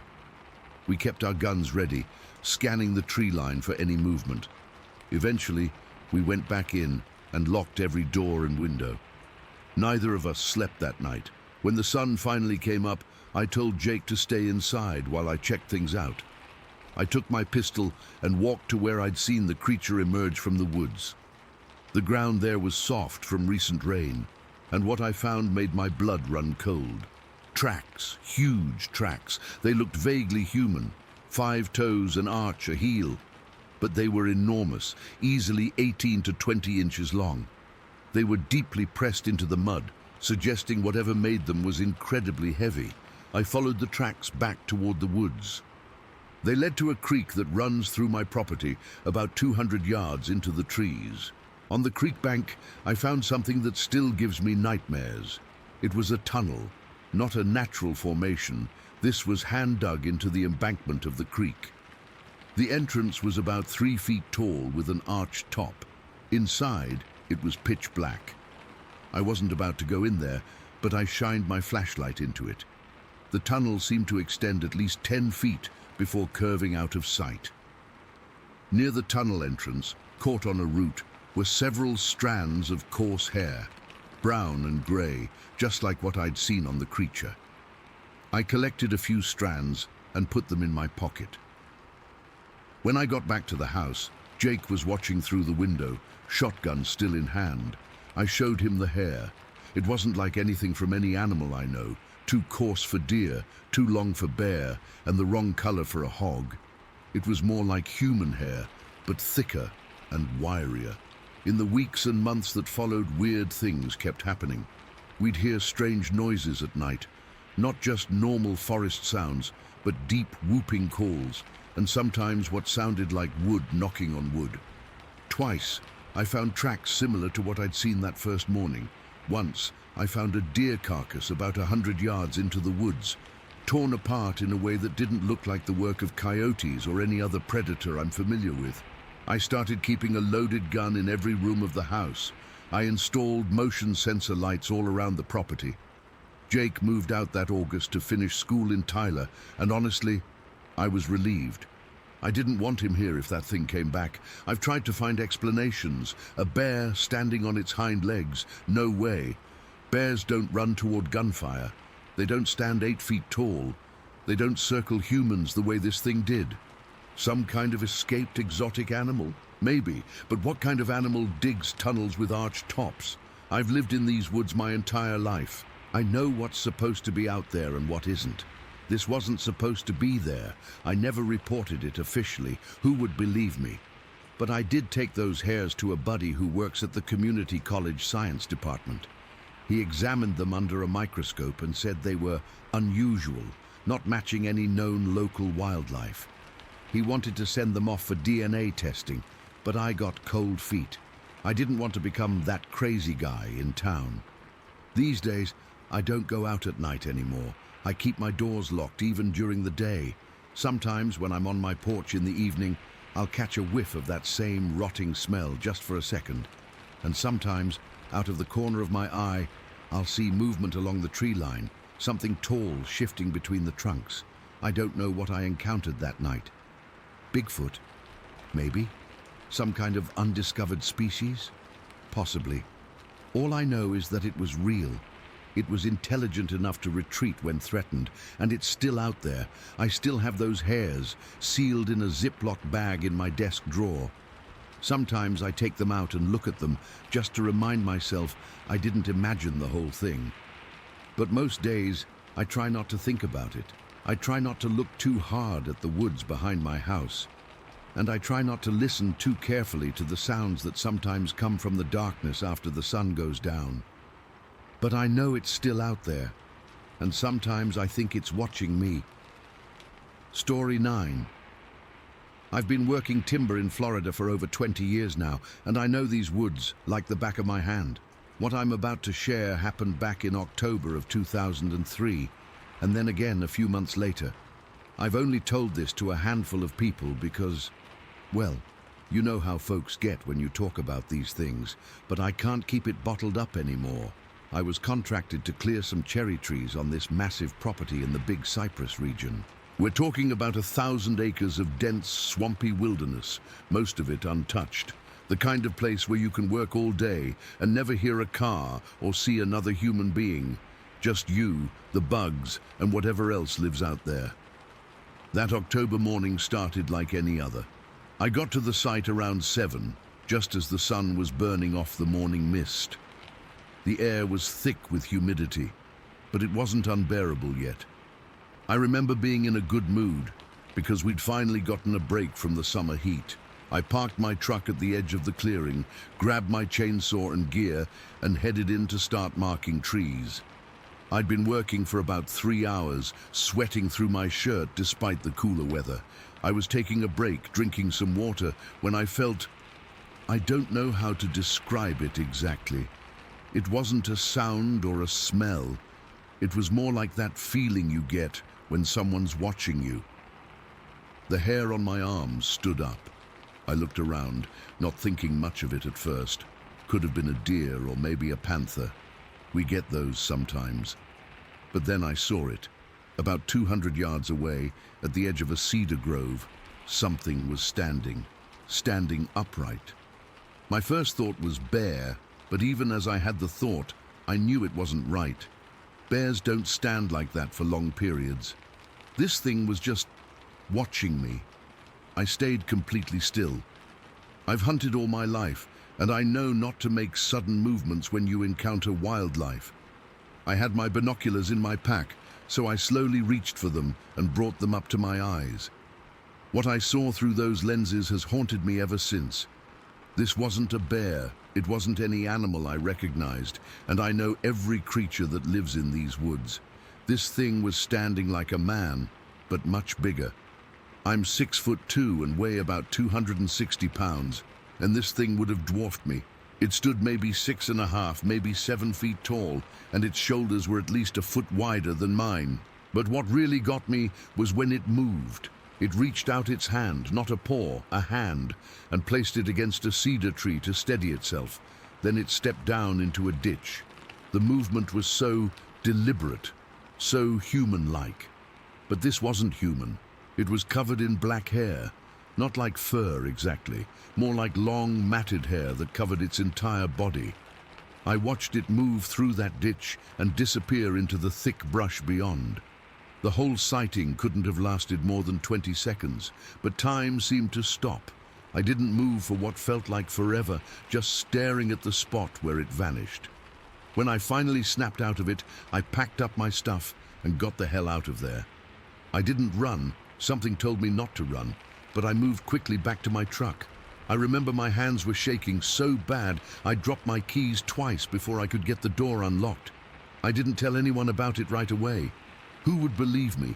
I'm not some teenager looking for attention or some city slicker who doesn't know a bear from a beaver. I've spent my entire life in these woods. I know what I saw wasn't normal. For weeks after, I couldn't stop thinking about it. I kept going back to work. Bills don't pay themselves, but I was jumpy as hell. I'd catch myself scanning the tree line, looking for that figure. I started carrying my rifle with me, something I rarely did before unless I was hunting. I told myself I was being ridiculous, that I'd just seen a bear from a weird angle or something, but deep down, I knew better. Then, in late February, it happened again. And this time, I wasn't alone. I was driving down one of the logging roads near Blue Cypress Lake with a guy I'd been working with on a clearing project. He was a retired sheriff who'd also worked at NASA for a while. Smart guy, level-headed, not the type to get spooked easily. We were heading back to the main road after checking out a potential cut site. It was late afternoon, maybe around 4 o'clock. The sun was still up but starting to sink. We were chatting about nothing important when I had to slow down because the road was washed out a bit from recent rains. As we were creeping along, my buddy suddenly goes, "Hold up, stop the truck." I stopped and asked what was wrong. He was staring out his window into a small clearing about 50 yards off the road. There was a little spring there, almost like a puddle really, where groundwater had collected. "You see that?" he asked me, his voice dead serious. I leaned over to look past him, and that's when I saw it. Another one of those things, squatting by the water. Not on all fours like an animal would be, but squatting like a human would, balanced on its feet. It was using its hands, actual hands with fingers, not paws, to scoop water up to its mouth to drink. This one looked similar to what I'd seen before. Black hair covering its body, massive shoulders, probably around 7 feet tall if it had been standing. The proportions were all wrong for a human though, too big, too bulky. But the way it was positioned, the way it moved, it wasn't an animal, at least not any animal I know of. We sat there in complete silence, watching it drink. Neither of us moved or said a word. Then, as if it suddenly sensed us, its head snapped up and looked directly at the truck. I couldn't make out its face clearly from that distance, but I could feel its eyes on us. For a few seconds, nobody moved. Then it stood up. And Jesus, it was big, and backed away into the trees, never taking its eyes off us until it disappeared into the shadows. Once it was gone, I looked over at my buddy. His face had gone completely white. He'd been a sheriff for 20 years before retiring, had seen all kinds of things, but he looked shaken to his core. "Tell me that was a bear," he said finally. I shook my head. Bears don't squat like that. They don't scoop water with their hands. "Then what the hell was it?" he asked. "I don't know," I told him. And then I admitted I'd seen something similar a few months back. We sat there in the truck for a while, just processing. Finally, he said, "We should report this." "Report what?" I asked. "That we saw Bigfoot taking a drink? Who would we even tell?" He didn't have an answer for that. We drove back in silence, and when we got to where his car was parked, he said, "Maybe we should keep this between us for now." I agreed. What else could we do? A few weeks later, I ran into an old-timer at the local hardware store. He'd been living in the area his whole life, must have been in his 80s. Somehow, we got to talking about strange things in the woods. I didn't mention what I'd seen, but he started telling me about how his daddy used to warn him about certain parts of the swamp, places where the tall ones lived. "Folks around here have been seeing them for generations," he told me. "Most just don't talk about it. Who wants to be known as the crazy person who believes in monsters?" After that conversation, I started paying more attention to local stories. I'd hear whispers here and there, usually from people who'd lived near these woods for decades. They'd talk about strange sounds in the night, massive footprints found in mud, or glimpses of something big moving through the trees that couldn't be explained away. It's been years now since those 2 sightings, and I haven't seen anything like it again. Sometimes I wonder if I imagined the whole thing, but then I remember the look on my buddy's face that day by Blue Cypress Lake. He saw it too. It was real. I still work timber in that area. I still go hunting in those woods, but I'm more cautious now. I pay attention to that feeling of being watched, and sometimes, when I'm deep in the cypress swamps and it gets real quiet, that unnatural kind of quiet when all the birds and insects suddenly go silent, I know I'm not alone out there. I don't know what we saw that day. I can't explain it. All I know is that it wasn't human, and it wasn't a bear or any other animal I've encountered in my 20-plus years of working these woods. Whatever lives out there in Big Cypress, it's something else entirely. And it's watching us a hell of a lot more than we're watching it. Story 10. I've never really shared this with many people before.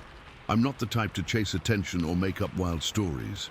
As someone who spent 15 years in Army intelligence and later worked in law enforcement intelligence with the Coast Guard, credibility means everything to me. But what happened that day in '93 has stayed with me for decades now, and I think it's time I put it down in writing. It was late summer, 1993. I was a private first class going through Army basic training at Camp Gruber Training Center near Muskogee, Oklahoma. We were in the final stretch of training, those last few weeks where they really push you to see what you're made of. The heat was brutal. That sticky, suffocating Oklahoma summer heat that makes your uniform cling to your skin like wet paper. Our platoon had been assigned to guard some remote training sites that day. The drill sergeants paired us off and issued each of us rifles with just 3 live rounds.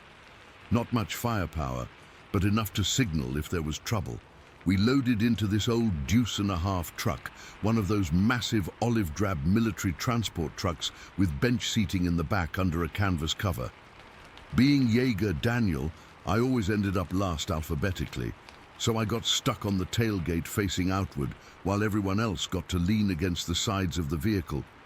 Some guys were already dozing off. We'd been running on 4 hours of sleep for days, so any chance to catch a few winks was precious. The truck rumbled down these narrow dirt roads, kicking up dust clouds behind us. We were heading to the bridge site, which was apparently the furthest point from the main post. I remember checking my watch about 20 minutes into the ride, thinking how isolated we were getting. The roads kept getting rougher, the woods thicker. Nothing but dense Oklahoma wilderness in every direction, scrubby trees, underbrush, and occasional clearings. We'd been driving for nearly 30 minutes when we approached this T intersection in the dirt roads. The truck slowed down, the brakes squealing slightly, and we made a left turn. That's when I saw it. About 30 to 40 feet away, standing right at the edge of the intersection we'd just turned from, was something. At first, my brain tried to categorize it as a person, but immediately I knew that wasn't right. This thing was tall. I'd estimate around 7.5 to 8 feet, broad-shouldered, with proportions that were almost human, but wrong. Too massive, too powerful looking. The most striking thing was that it was covered in light brown hair, almost a sandy color. Not dark brown or black like I would have expected. The hair wasn't super long, but it covered its entire body uniformly. It was just standing there, standing on two legs, completely upright, watching our truck pass. As we made the turn, its head rotated to follow us. The movement was so deliberate, so smooth, not jerky or mechanical like someone in a costume would move. Then, with absolutely no urgency, it simply stepped across the dirt road in 2 or 3 strides and disappeared into the tree line. The whole encounter lasted maybe 10 seconds, tops. I blinked hard, wondering if the heat and exhaustion were getting to me. But I knew what I'd seen. It wasn't a bear. Bears don't stand that tall or walk on 2 legs that naturally for that distance. It wasn't a person in a costume. The proportions were all wrong, and we were in the middle of nowhere on a restricted military training area. Who would be out there in a suit in that heat? And the movement. The movement was what convinced me most. Fluid, natural, like a living being completely comfortable in its own body. I wanted to yell something to the guys in the truck, but the words caught in my throat. By the time I thought to say anything, we were already a quarter mile down the road, bouncing along, and the moment had passed. Would anyone even believe me? Would I look like the dumb private who was hallucinating from heat stroke? So I kept quiet, but I couldn't stop replaying those 10 seconds in my head. Later that evening, my partner and I were dropped off at our guard post, a training bridge spanning a dry riverbed deep in the brush. The sun was starting to dip below the tree line, casting long shadows across the ground. The drill sergeants gave us our final instructions, reminded us about our 3 rounds, and then the truck pulled away, leaving us in silence. The mosquitoes were vicious that night, the kind that buzz right in your ear and bite through your uniform. We took turns standing watch while the other tried to rest, though I barely closed my eyes. Every crack of a twig, every rustle in the underbrush made me jerk to attention. I kept my hand on my weapon, scanning the trees around us, half expecting to see that figure emerge from the darkness. Nothing happened that night. No further sightings, just the endless chirping of insects and occasional distant howl of a coyote. But those hours felt like an eternity. I've never been so aware of how isolated we were, miles from the main post, surrounded by wilderness, with just 3 rounds between me and whatever was out there. When dawn finally broke and the truck came to retrieve us, I felt this weird mix of relief and disappointment. Part of me had wanted to see it again, to confirm what I'd witnessed wasn't just my imagination. After basic training ended, I occasionally thought about mentioning what I saw to someone, but military intelligence teaches you to be selective about what you share, to evaluate information critically, and most importantly, to protect your credibility. So I mostly kept it to myself. A few times over beers with close friends I might have mentioned seeing something weird during training, but I never went into details. What stayed with me all these years isn't fear. I've faced scarier situations in my career. It's the absolute certainty of what I saw. I'm trained to observe, to notice details, to analyze situations quickly, and everything about that encounter defied conventional explanation. The height alone ruled out most possibilities. I'm 6 foot even, and this thing towered over what I would consider tall for a human. The broadness of the shoulders and chest wasn't just someone big, it was a different body structure entirely. And that light brown coloration surprised me. I'd always heard Bigfoot was supposed to be dark, almost black. This was definitely not. People ask me sometimes if I was scared when I saw it.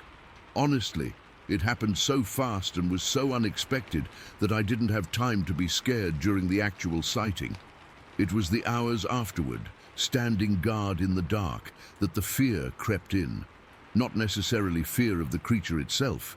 It hadn't shown any aggression, but fear of what its existence meant. If this thing was real, what else might be out there that we don't acknowledge? I've spent decades in positions where observation and accuracy matter. I've been in difficult situations where maintaining composure is essential. I don't spook easily. I don't believe in ghosts or UFOs, or most of the paranormal stuff people claim to experience.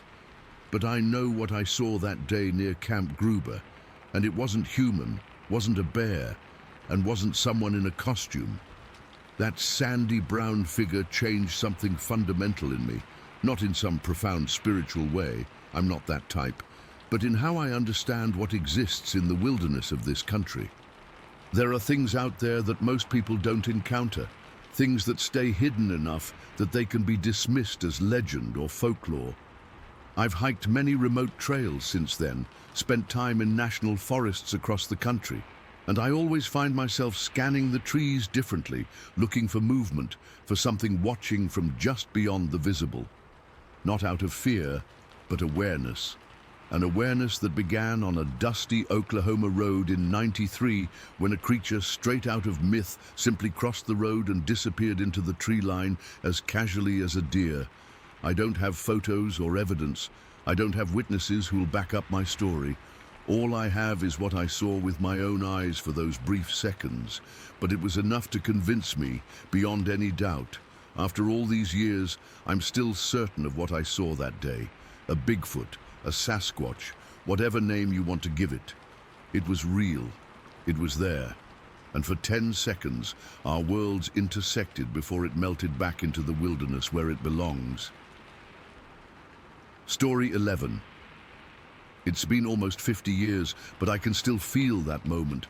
The exact second when everything I knew about the world changed. I was just 11 years old back in '72, sitting on an old wooden crate outside our barn in rural Illinois as the day was winding down. We lived on a small farm about 20 minutes outside of Murfreesboro. Nothing fancy, just enough land for a few pigs, some chickens, and a decent-sized vegetable garden my mom tended. That evening was pretty typical for me. I had my trusty Daisy BB gun, a Christmas present I'd gotten the year before, and was taking shots at starlings that kept getting into our barn and messing with the feed. My dad had given me permission as long as I was careful and stuck to pest birds. The sun was starting to set, casting this orange-pink glow across our property. Crickets were starting to chirp, and our 2 farm dogs, Rex and Buddy, were somewhere off in the distance, probably chasing rabbits. I remember being disappointed because I hadn't hit anything yet. I wasn't the best shot, but I was determined to protect our feed. The temperature was dropping as dusk set in, and I was thinking about heading inside soon for dinner. Mom had made meatloaf. I could smell it from outside. That's when it happened. I was reloading my BB gun when I noticed the barn door moving. Now I need to be clear, this wasn't a gentle swing or the wind pushing it open. This was a deliberate movement, like someone was on the other side pulling it.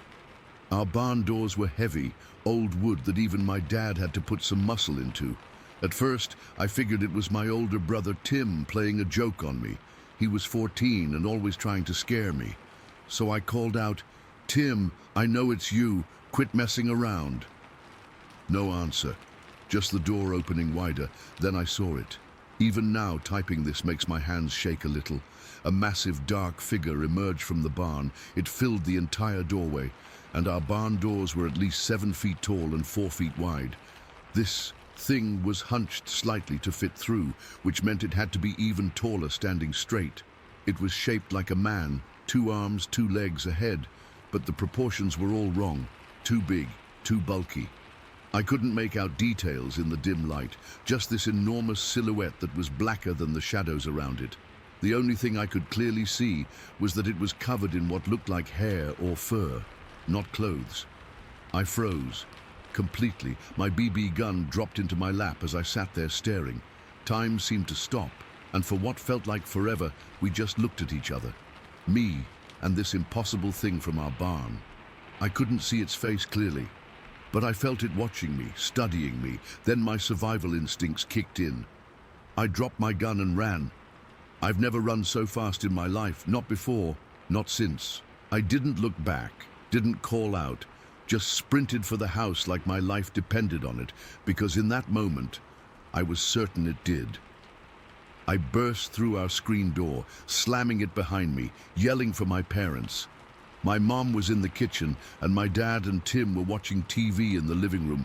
They all jumped when I came crashing in. "There's something in the barn," I screamed, already crying. "Something big." My dad, looking concerned but skeptical, asked what I meant. I tried to explain between gasps that there was something huge that came out of the barn, something that wasn't human or any animal I'd ever seen. My mom immediately went to lock all the doors while my dad grabbed his shotgun from the cabinet. That's when our dogs started. Rex and Buddy had been quiet before, but suddenly they erupted into the most frantic barking I'd ever heard. These weren't warning barks or playful barks. They were terrified, aggressive howls that sent chills down my spine. The dogs were in the front yard, barking toward the barn, but they wouldn't get any closer to it. My friend Billy was over that evening too. I forgot to mention that. He'd been inside using the bathroom when everything happened, but now he was at the window, trying to see what the dogs were barking at. Suddenly he jumped back. "I saw something move," he said, his voice shaking, "like a shadow going across the barn door." My dad told us all to stay inside while he called the sheriff. This was before cell phones, so he used our kitchen phone with the long cord stretched as far as it would go so he could keep an eye on the barn through the window. I remember him standing there, shotgun in one hand, phone in the other, describing what I'd seen to whoever was on the other end of the line. Those next few hours were the longest of my life. The dogs kept barking, non-stop, full-throat barking for what had to be 3 solid hours. They'd never done anything like that before.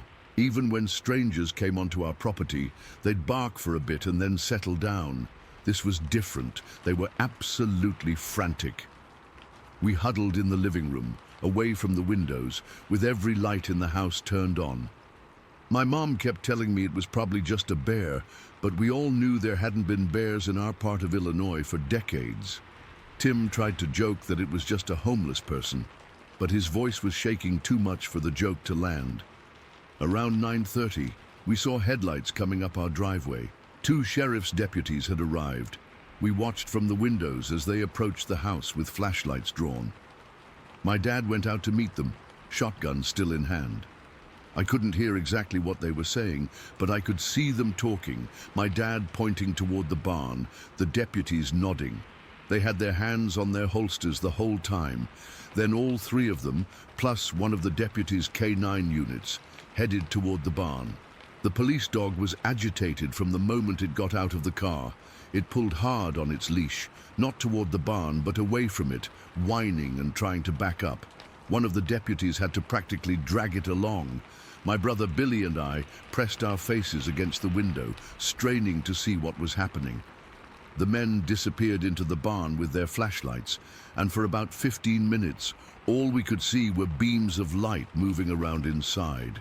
When they came back, they looked confused but relieved. The deputy with the dog was practically carrying it now. The animal refused to walk on its own. My dad came back inside while the deputies checked around the perimeter of our property. They didn't find anything, he told us, putting his shotgun away. No footprints, no sign of anything unusual. "But I saw it," I insisted, tears starting again. "It was right there." My dad put his hand on my shoulder. "I believe you saw something, Jake," he said. "But whatever it was, it's gone now." The deputies finished their search and came to the door. They told us they'd checked everything and found no evidence of an intruder. One of them suggested it might have been a shadow from the setting sun. or maybe a large farm animal that had wandered in. The other one, the older one with the grey mustache, didn't say much, but he kept looking back at the barn with a strange expression. Before they left, the older deputy pulled my dad aside and said something I couldn't hear. My dad nodded seriously, and then they were gone, driving back down our long driveway with their lights still flashing. That night, none of us slept well. The dogs finally stopped barking around midnight, but they stayed on the porch, refusing to go to their usual spots in the yard. I shared a room with Tim, and we kept our window locked and the curtains drawn tight. I remember lying awake, straining to hear any unusual sounds from outside, jumping at every creak of the house settling. The next day, everything seemed normal. Too normal almost, like the previous evening had been a dream. But I knew what I'd seen, and Billy backed me up about the shadow he'd spotted. My parents didn't talk about it much after that, but I noticed my dad started locking the barn at night, something he'd never bothered with before. About 3 months later, something else happened that I've never been able to explain. Tim, our cousin Mark, and I were exploring the woods behind our property, something we did all the time. We were about 200 feet behind the barn when Mark spotted something. There, partly hidden in the underbrush, was half a pig carcass, not one of our full-grown pigs, but one of the younger ones, maybe 3 or 4 months old. The weird thing was, it wasn't just dead, it had been torn in half. The front part was missing completely, and what remained was picked clean. No bones, no organs, nothing but skin and some gristle. Tim went to get Dad, who came out and examined it with a grim expression. He tried to tell us it was probably coyotes, or maybe a pack of wild dogs, but I could tell he didn't believe that any more than we did. No animal around our parts could do that to a pig. Not take half and leave no bones behind, and a human thief would have taken the whole pig, not left half of it in the woods. That night, I overheard my parents talking in low voices in the kitchen. My mum was suggesting we move, and my dad was saying something about other reports in the area. I later found out from kids at school that there had been other sightings that summer, not just around our town, but all over southern Illinois. People were calling it different things, but the descriptions were similar. Tall, massive, covered in dark hair. We never did move, and whatever visited our barn that evening never came back, at least not that we saw. But things were different after that. Dad installed floodlights around the property. The dogs were brought inside at night, and I never went near the barn alone at dusk again. I'm 59 years old now, with kids and grandkids of my own. I've told this story a few times over the years, usually met with skepticism or nervous laughter. My own wife thinks it was just the overactive imagination of an 11-year-old boy. Maybe she's right, but sometimes, when I visit my parents' old property, my brother owns it now, I find myself staring at that barn as the sun sets, remembering the impossible size of what stepped through that doorway. And I wonder, what if it came back? What if it's still out there in the woods of rural Illinois, waiting for another chance to step into the fading light? I've read about Bigfoot sightings over the years, seen the blurry photos and documentaries. Some seem ridiculous. Others give me that same chill I felt sitting on that wooden crate. I don't know what I saw that evening in '72. Maybe I never will. But I know it was real, and it was there, and for a brief moment it looked right at me before I ran away. Story 12. I still get chills thinking about what happened that night.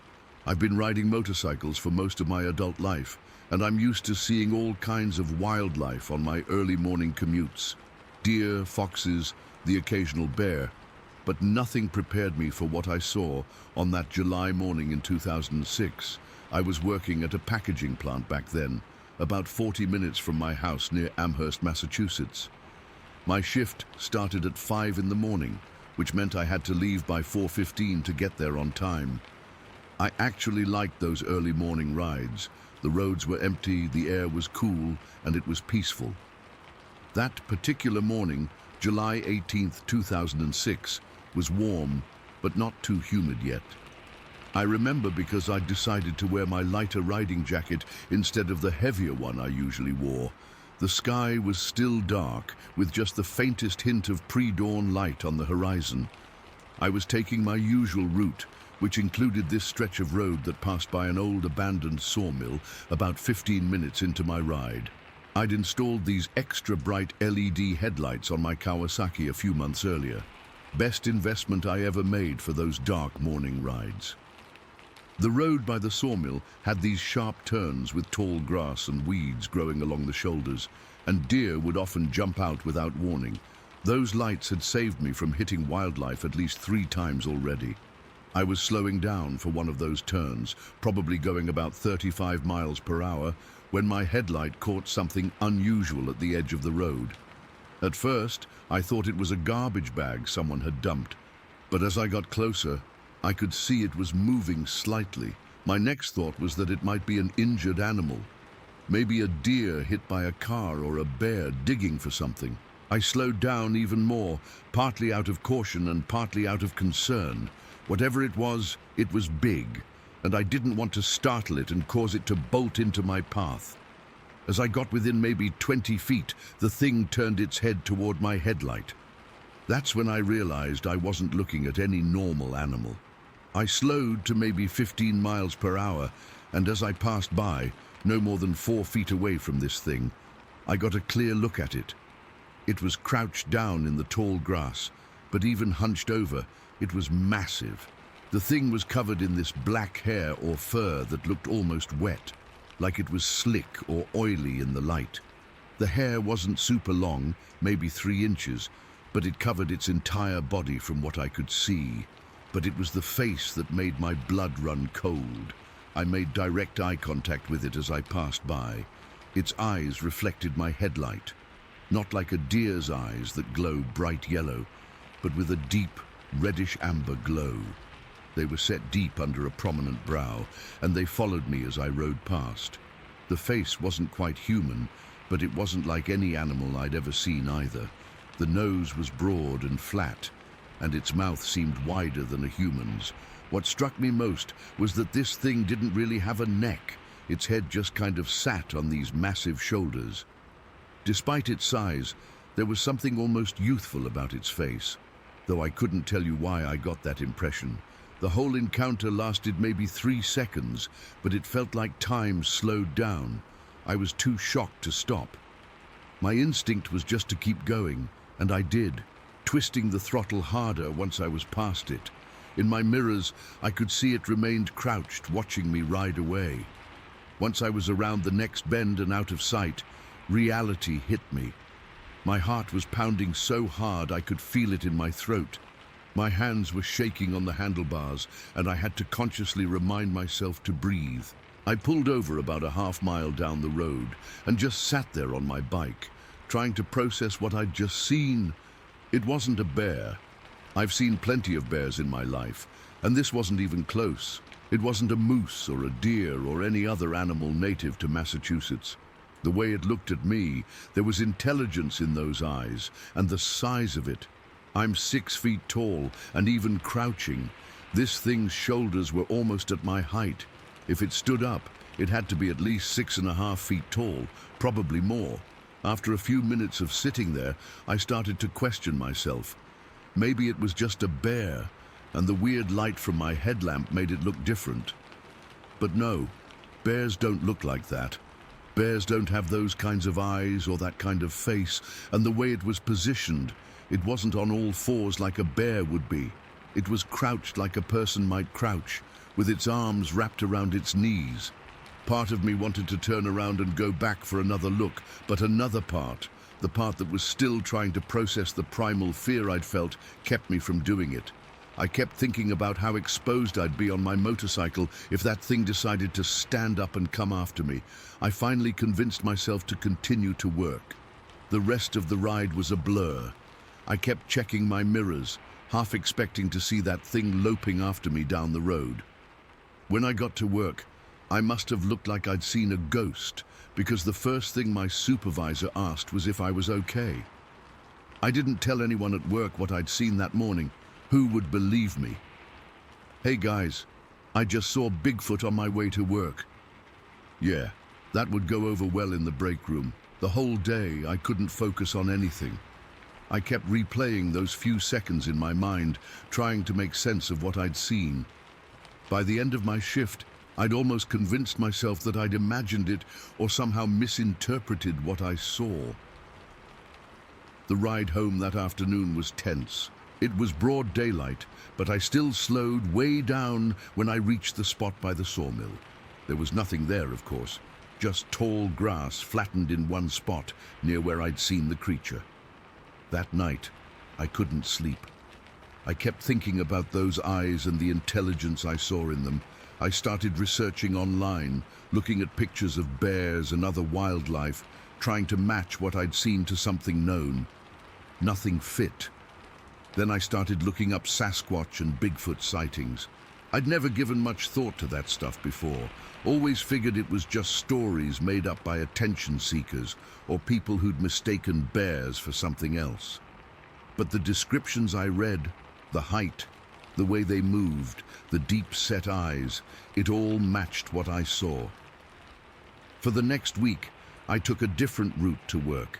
It added about 15 minutes to my commute, but I wasn't ready to go back past that spot in the dark. Eventually, though, curiosity got the better of fear. The next Monday, I left for work earlier than usual and took my original route past the sawmill. I slowed down to almost a crawl when I reached the spot where I'd seen it. There was nothing there, but I noticed something I hadn't before. There was a small game trail leading from that spot into the woods behind the sawmill. Over the next few months, I started slowing down at that same spot during my early morning rides. Sometimes I'd even stop for a minute or two, engine idling, just watching and listening. I never saw it again at that exact location, but twice I thought I saw something moving in the tree line just as my headlight swept past. About 4 months after my encounter, I finally worked up the courage to tell someone. Mike, one of the guys at work who I sometimes went fishing with, seemed like the least likely person to think I was crazy. We were on break, and somehow the conversation turned to weird things we'd seen while out in the woods. When I told him what I'd seen that morning in July, I expected him to laugh. Instead, he got real quiet and asked me exactly where I'd seen it. When I told him, he nodded slowly and said, "You're not the only one." Mike told me that 2 years earlier, he'd been bow hunting about 6 miles from the sawmill, in a patch of woods that bordered state land. He'd been in his tree stand before dawn, and as the sun was coming up, he spotted what he initially thought was a black bear moving through the underbrush about 80 yards away. But as it moved into a clearing, he realized it wasn't a bear. He described seeing a large, upright figure covered in black fur, moving with an odd gait through the trees. He only saw it for maybe 10 seconds before it disappeared into thicker cover, but he was certain it wasn't a person or any known animal. Mike had never told anyone except his brother about what he saw. He was afraid people would think he was crazy or had been drinking in his stand. Hearing his story sent chills down my spine, not just because it confirmed what I'd seen, but because it meant there was at least one of these creatures living in the woods around Amherst. Since then, I've continued to ride past that spot by the sawmill, always slowing down, always hoping for another glimpse. Sometimes at night I think about those eyes looking back at me. I wonder if it was as surprised to see me as I was to see it. I wonder if it tells stories about the human on the noisy machine who passed by in the early morning darkness. I've never reported my sighting to any official organization. I don't have any proof, and I'm not interested in becoming known as that Bigfoot guy. But I know what I saw. It wasn't a bear, it wasn't a person in a costume, and it wasn't my imagination. There's something living in those woods that science hasn't classified. And for just a few seconds on a July morning in 2006, our paths crossed. Every time I ride past that spot now, I slow down and look. Maybe someday I'll see those eyes again. Story 13. I've been hunting for over 25 years. Started when I was just 14, with my dad in the backwoods of Maine. I know these northeastern forests better than I know the streets of my hometown. I know what a bear sounds like when it moves through brush. I know what a moose sounds like when it's agitated. I know the difference between a coyote track and a dog track at a glance. What I saw last October in northern New Hampshire wasn't any of those things. I still get this tight feeling in my chest when I think about it. My wife says I should just let it go, that I probably just saw a bear standing on its hind legs. My buddies at the fire station had a good laugh about it too. But Mike, he's the only one who didn't laugh. He just got real quiet. More on that later. It was October 3rd, peak of bow season, but I was scouting for the upcoming rifle season. I'd taken a Friday off work to get a 3-day weekend in the woods. This particular patch of state forest is about 30 miles from the nearest town of any size, deep in the White Mountains. There's an old logging road that gets you within a mile of where I like to hunt. Then you hike in the rest. I got to my spot around 4:30 in the morning. It was cold, mid-30s, with that dense fog that settles in the valleys up there.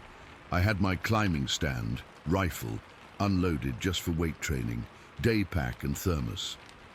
The hike-in was uneventful, just the usual sounds of the forest at night, an owl, some rustling that was probably a raccoon. By 5:15, I had my climbing stand set up about 20 feet up a sturdy white pine with good visibility over a small clearing and a game trail. Perfect spot. I settled in for the wait until legal shooting light, which wouldn't be for another hour and a half. I was just sipping coffee from my thermos, reviewing trail cam photos on my phone. Around 5:40, when the sky was just barely starting to lighten, not enough to see clearly, but enough that the world was turning from black to deep blue, I heard it for the first time. Knock, knock, knock. 3 distinct sounds, like someone hitting a hollow log with another piece of wood. Not like a woodpecker. This was deliberate, slower, rhythmic. My first thought was another hunter, maybe trying to rattle a buck. But it was early season, and nobody rattles in early October. Besides, I'd never heard of anyone using that technique around here. I put my phone away and just listened. About 2 minutes later, it happened again. Knock, knock, knock. Different direction this time, maybe 100 yards to my right. The hair on my arms stood up despite my heavy jacket. Something about it felt coordinated, intelligent. I scanned the tree line as the sky slowly brightened. The fog was lifting, but visibility was still poor beyond about 200 yards. I raised my rifle, not to shoot, just to use the scope as binoculars. Better magnification. That's when I saw movement along the far tree line, about 200 yards away. At first, I thought it was a moose. The height was right, about 7 feet at the shoulder moving through the trees. But as I focused the scope, I realized the shape was all wrong. It was walking on 2 legs. My breath caught. My first thought was another hunter, but no hunter moves like that. This thing was taking deliberate, measured steps, and it was huge. Not just tall, massive, wide shoulders, probably 3 feet across. The proportions were all wrong for a human. As the sky got brighter, I could make out more details through my scope. It had a head that seemed to slope directly into its shoulders, no visible neck, no ears that I could see. Its arms were incredibly long, hanging almost to its knees as it walked. The skin, or fur, or whatever covered it, looked grayish where I could see it, with a texture almost like tree bark. It moved with purpose, stopping occasionally to touch trees or bend down to look at something on the ground. I couldn't see its face clearly, but I could tell it had a pronounced brow ridge that shadowed its eyes. I've spent thousands of hours in the woods. I've seen bears, moose, deer in every kind of light and weather condition. This wasn't any animal I recognized, and it moved with a deliberation that made my mouth go dry. I was so focused on watching it that I let my rifle barrel tap against the metal edge of my stand. It wasn't loud, just a small tink sound, but in the quiet dawn forest, it might as well have been a gunshot. The creature stopped instantly. It turned its entire body toward my direction. I couldn't see its eyes, but I knew it was looking right at me. It raised its head slightly and appeared to sniff the air. I froze completely. 20 feet up a tree. I should have felt safe, but something primal in me knew I wasn't. My heart was pounding so hard, I was afraid it could hear that too. For maybe 15 seconds, we stayed like that. Me frozen in my stand, it standing motionless in the trees. Then it turned and moved away, not running exactly, but covering ground faster than any human could. Its gait was odd, fluid but powerful, each stride covering an impossible amount of ground. It disappeared into the thicker forest to the north. I sat there for at least 10 minutes, not moving, barely breathing. The woods had gone completely silent. No birds, no squirrels, nothing. Common sense said to stay in the tree until full daylight, but something else, curiosity, stupidity, whatever you want to call it, made me want to check out where it had been standing. I secured my rifle to my pack and descended carefully. My hands were shaking so badly I nearly slipped twice. Once on the ground, I debated just getting the hell out of there. But I'd been hunting these woods for years, without incident. I told myself it was probably just a bear, an unusual bear, standing upright longer than normal, but still just a bear. I needed to prove that to myself. I walked slowly toward where I'd seen the creature, constantly scanning the woods around me. It took about 15 minutes to reach the spot. The ground was soft there, with patches of mud from a recent rain. That's when I saw the tracks. They were footprints, unmistakably footprints, but not human, at least not any human I've ever met. They were enormous, at least 16 inches long and incredibly wide. 5 toes, like a human foot, but with a different distribution of weight. The impression was deep. Whatever made them was heavy. I'm 6'2", 200 pounds, and my boot prints next to these looked like a child's. I took out my phone to take pictures, but my battery had died, despite being at 80% just before. I cursed, then jumped as a sound echoed through the forest. It was a whoop, there's no other way to describe it. A loud, ululating call that started low and rose in pitch, then dropped again. It came from the direction the creature had headed. Then another answered from the opposite direction. There were at least 2 of them. The second call was closer, much closer. I grabbed my gear and started moving fast toward the logging road. No attempt at stealth now, just getting distance between me and whatever was out there. As I walked, I heard the wood knocks again, faster now.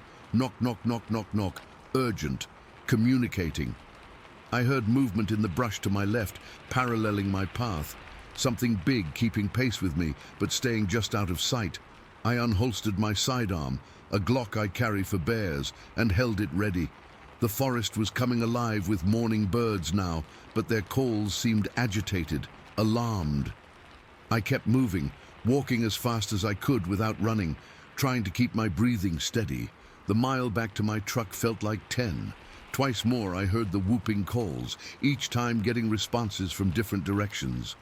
The knocking continued intermittently. Once, I heard what sounded like a tree branch breaking. Not a small one, but something substantial, like something was letting me know it could snap a 6-inch branch without effort. When I finally reached my truck, I threw my gear in the back and got inside, locking the doors.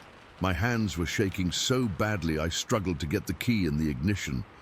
As I started the engine, I looked in my rearview mirror. Nothing visible in the tree line. But I had the overwhelming sensation of being watched. I drove too fast down that logging road, bottoming out my suspension twice on ruts. I didn't slow down until I hit pavement 20 minutes later. When I got home, my wife took one look at my face and asked what happened. I tried to explain, but even as the words came out, I could hear how crazy they sounded. She suggested maybe I'd seen a bear, and my mind had played tricks in the early light. Over the next few weeks, I told a few close friends. Most had the same reaction, good-natured ribbing about Bigfoot fever or suggestions about getting my eyes checked. I stopped bringing it up. But then, at a department cookout about a month later, Mike pulled me aside. Mike's been my hunting buddy for years, but he prefers the Western Valley while I hunt the Eastern Ridges. He asked, very seriously, if what I'd seen had a grayish color and unusually long arms. My stomach dropped. I nodded. He told me he'd had a similar experience 2 years earlier, but had never told anyone because he thought they'd think he was crazy or drunk. His description matched mine almost exactly. The wood knocks, the whooping calls, the incredible speed and fluidity of movement. We've since done some research. There are reports, not many but enough, of similar sightings in the remote parts of New Hampshire and Vermont. Most people keep quiet about them for the same reasons we did. I haven't been back to that specific hunting spot. I still hunt, but I stay in more accessible areas now. I keep my back to rock faces when I can. I never hunt alone anymore. Sometimes at night, I still hear that whooping call in my dreams. I wake up sweating, with the absolute certainty that whatever I saw is still out there in those woods, watching, waiting, communicating in ways we barely understand. I've been a rational person my whole life. I'm still trying to find a rational explanation for what I experienced. But the more time passes, the more certain I become that what I saw wasn't a bear, wasn't a moose, wasn't anything recognized by conventional science. Those footprints, I still see them clearly in my mind. No bear made those.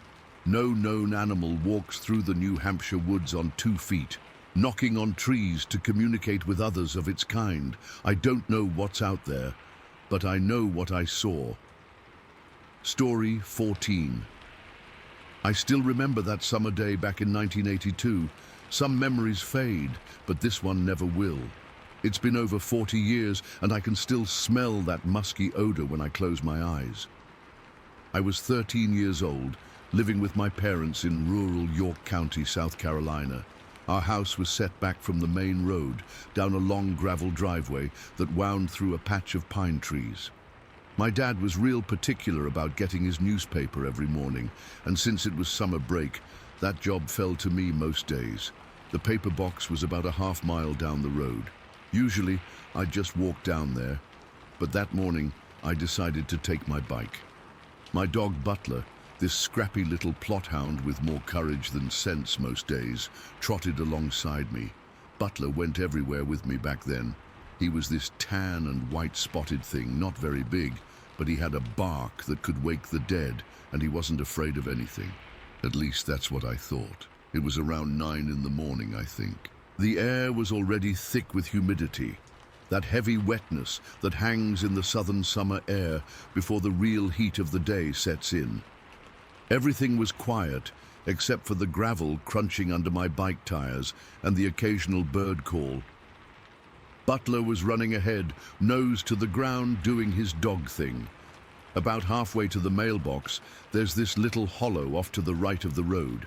It wasn't much, just a small depression in the land with some trees and underbrush. We called it the Grape Hollow because wild muscadines and scuppernongs grew there in tangles. They weren't quite ripe yet, but they'd be ready for picking in another month or so.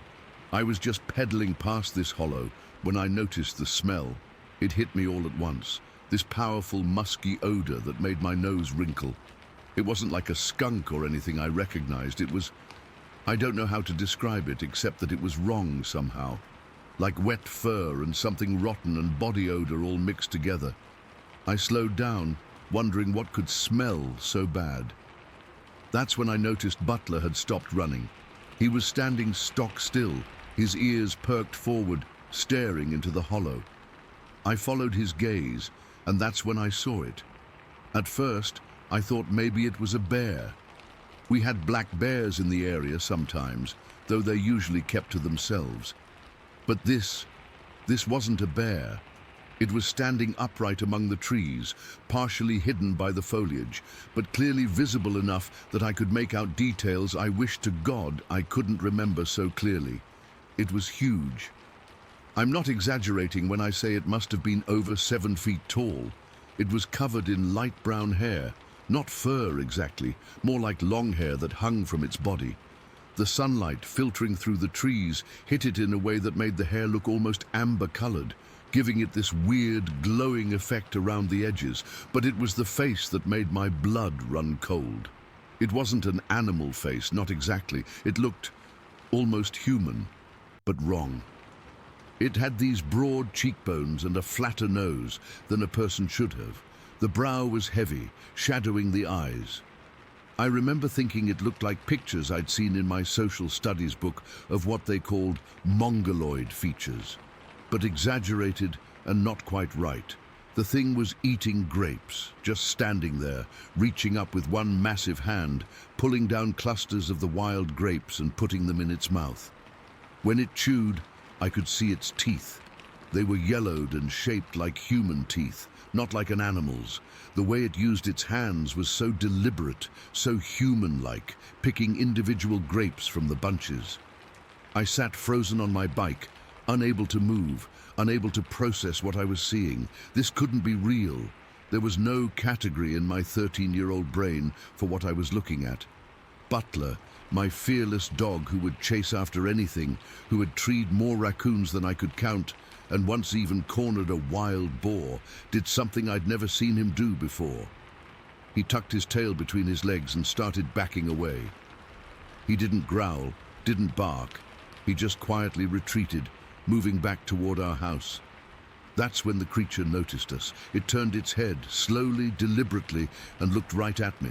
Its eyes were dark, deep set under that prominent brow.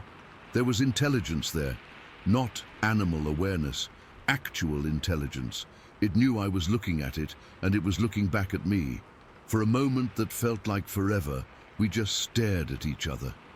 My hands were gripping the handlebars of my bike so tight my knuckles had gone white. I couldn't feel my legs. I couldn't feel anything except my heart hammering against my ribs like it was trying to escape. Then it moved. It took a step toward me, pushing aside a branch with one of those massive hands. That broke the spell. I pushed off with my foot and started pedaling. I didn't make a conscious decision to flee. My body just reacted. I pedaled harder than I ever had in my life, not looking back, the wind rushing in my ears. But something made me turn my head. I had to know if it was following me.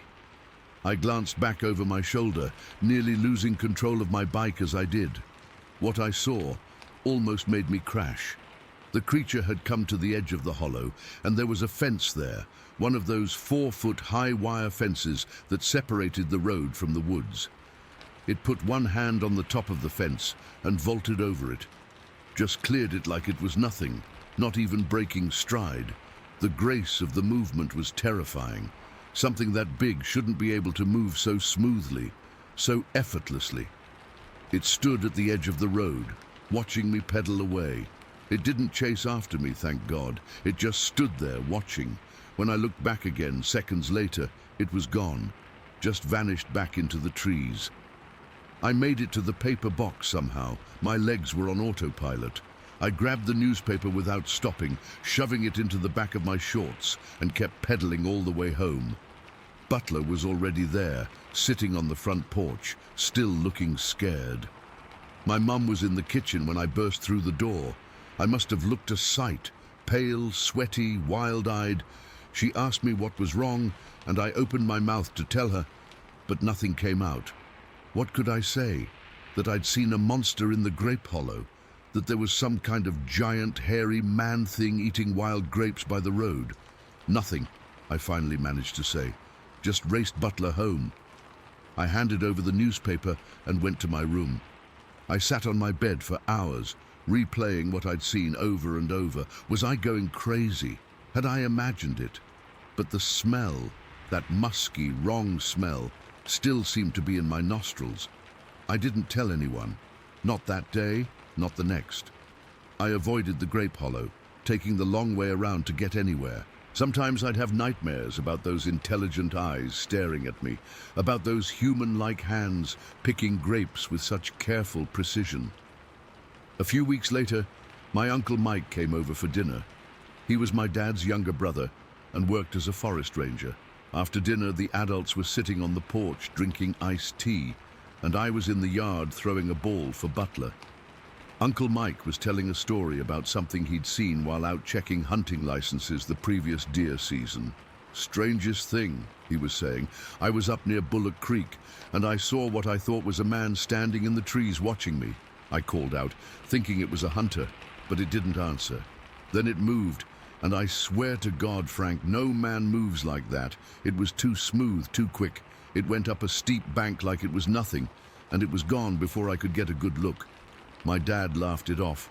Probably just a bear, he said. But Uncle Mike shook his head. It wasn't no bear. Bears don't stand like a man. This thing was upright, watching me. I don't know what it was, but it wasn't a bear, and it wasn't a man either. I stopped throwing the ball, standing stone still in the yard, listening. Uncle Mike noticed me staring and gave me a funny look. Later, when he was leaving, he pulled me aside. "You saw something too, didn't you, Danny?" he asked quietly. I couldn't lie to him. I nodded. "Where?" he asked.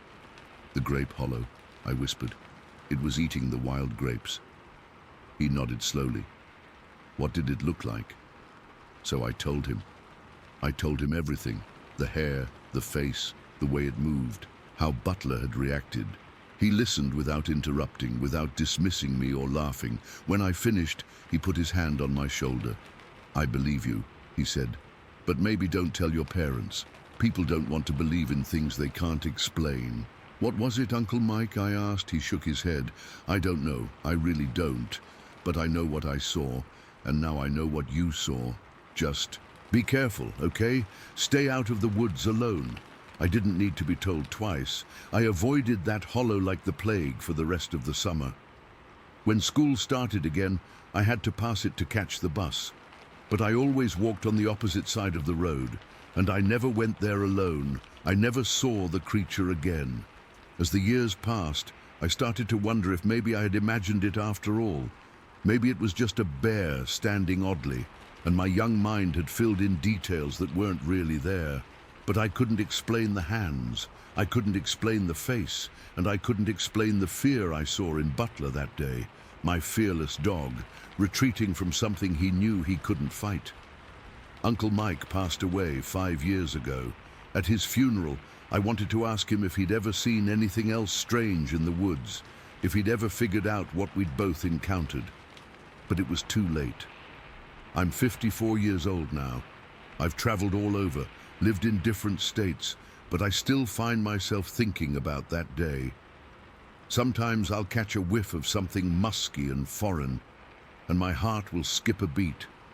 Sometimes I'll be walking in the woods, and I'll feel eyes on me, watching from the trees. I don't know what I saw that summer day in York County. I've read about Bigfoot sightings over the years, seen the grainy footage and blurry photos. None of them quite match what I saw. Mine wasn't some giant, shaggy ape man. It was something different. Something that walked the line between human and not human in a way that still haunts me. All I know for certain is that there was something in those woods that day, something eating wild grapes with hands that looked too much like mine, watching me with eyes that knew too much. And no matter how many years pass, I can't shake the feeling that it's still out there. Still watching, still remembering me just as clearly as I remember it. Story 15. I still can't talk about that summer in 1970 without getting goosebumps. I'm in my 60s now, but I swear those memories are clearer than what I ate for breakfast yesterday. Nobody ever really believed me back then, and I guess most folks still wouldn't, but I know what I saw in Lincolnville, and no amount of time is going to wash those images from my mind. We had this nice little place in Lincolnville, South Carolina, just outside of Somerville. Nothing fancy, but it was home, a simple house on about 2 acres of land, all fenced in. Behind our property was nothing but woods stretching for miles. Me and my buddies would play back there all the time. Our parents always warned us not to go too deep into the forest, but we never paid much attention. We were 10 years old, invincible in our own minds. It was late June, maybe early July, one of those sticky southern evenings where the air feels like a wet blanket wrapped around you. Me, Tommy, and Keith were playing hide and seek as the sun was setting. I remember I was it and had just finished counting to 50. The crickets were starting to chirp, and that orange-purple glow was settling over everything. I had just started looking for the guys when this smell hit me, and when I say hit, I mean it nearly knocked me over. It was like roadkill that had been baking in the sun for days, mixed with something else I couldn't place. Musty and wild. My eyes actually watered, it was that bad. I remember thinking maybe an animal had died nearby, but this was stronger than anything I'd ever smelled before. I was about to call out to the guys about the stink when I noticed something at the tree line. 2 red eyes, glowing in the darkness just beyond our property. At first, I thought it might be a reflection or maybe a neighbor's dog, but then I realized how high up those eyes were, way taller than any man I'd ever seen. The figure was just standing there, completely still, watching us. I couldn't make out much in the fading light, just this massive silhouette against the trees. But those eyes, they weren't reflecting light like an animal's. They were actually glowing, like 2 burning coals. I froze completely, unable to move or even yell. It felt like we stared at each other for minutes, but it was probably only seconds. Then Tommy burst out laughing from his hiding spot, breaking the spell. I screamed for them to run to the house, and something in my voice must have scared them because they didn't even question it. We all tore across the yard toward the back porch. I remember looking over my shoulder once, and those eyes were still there, still watching, but the figure hadn't moved an inch. We burst into the kitchen where my grandmother and my older cousin Mike were sitting at the table. We were all talking over each other, trying to explain what I'd seen. Grandma just shook her head and told us our imaginations were getting the better of us. Mike laughed and said we'd probably seen Mr. Peterson's hunting dogs, but Mr. Peterson didn't have dogs with eyes 6 feet off the ground that glowed red in the dark. That night, I couldn't sleep. I kept my window shut tight even though it was sweltering in my room. I swear I could still smell that awful stench, like it had followed me or gotten stuck in my nose. The next week, things started happening around the neighborhood. The Wilsons' German Shepherd went missing. Then the Taylors lost their beagle. People figured it was coyotes, or maybe someone stealing dogs. But then old Mrs. Abernathy's retriever turned up dead at the edge of her property. Its skull was crushed, not torn or bitten, but actually caved in, like something had squeezed it or hit it with tremendous force. By August, that smell had become a warning sign for me. I'd catch whiffs of it playing outside, and I'd immediately round up whoever was with me and head indoors. Nobody else seemed to notice it as much as I did. Tommy said he could smell something sometimes, but not as strong as I described it. Adults didn't seem to smell it at all. One particularly hot night in August, Tommy stayed over. My parents had converted an old mobile home on our property into a kind of playhouse for me, and sometimes they'd let us sleep out there as a treat. It had electricity but no running water, just some old furniture and a couple of cots. We thought it was the coolest thing ever. We'd been out there maybe 2 hours, telling ghost stories with a flashlight and eating candy. We'd snuck from the kitchen. It must have been around 11 at night when the smell came, strong enough that even Tommy noticed it right away. We both went quiet, listening to the night sounds. Then something circled the trailer. I can still hear those footsteps, heavy and deliberate. Whatever it was big enough to make the whole trailer creak as it moved around outside. Then it started hitting the walls, not like knocking, more like something was slapping or pushing against the metal siding. The whole structure would shudder. We could hear this weird breathing too, like something huge taking deep breaths. Tommy started crying. I was too scared to even do that.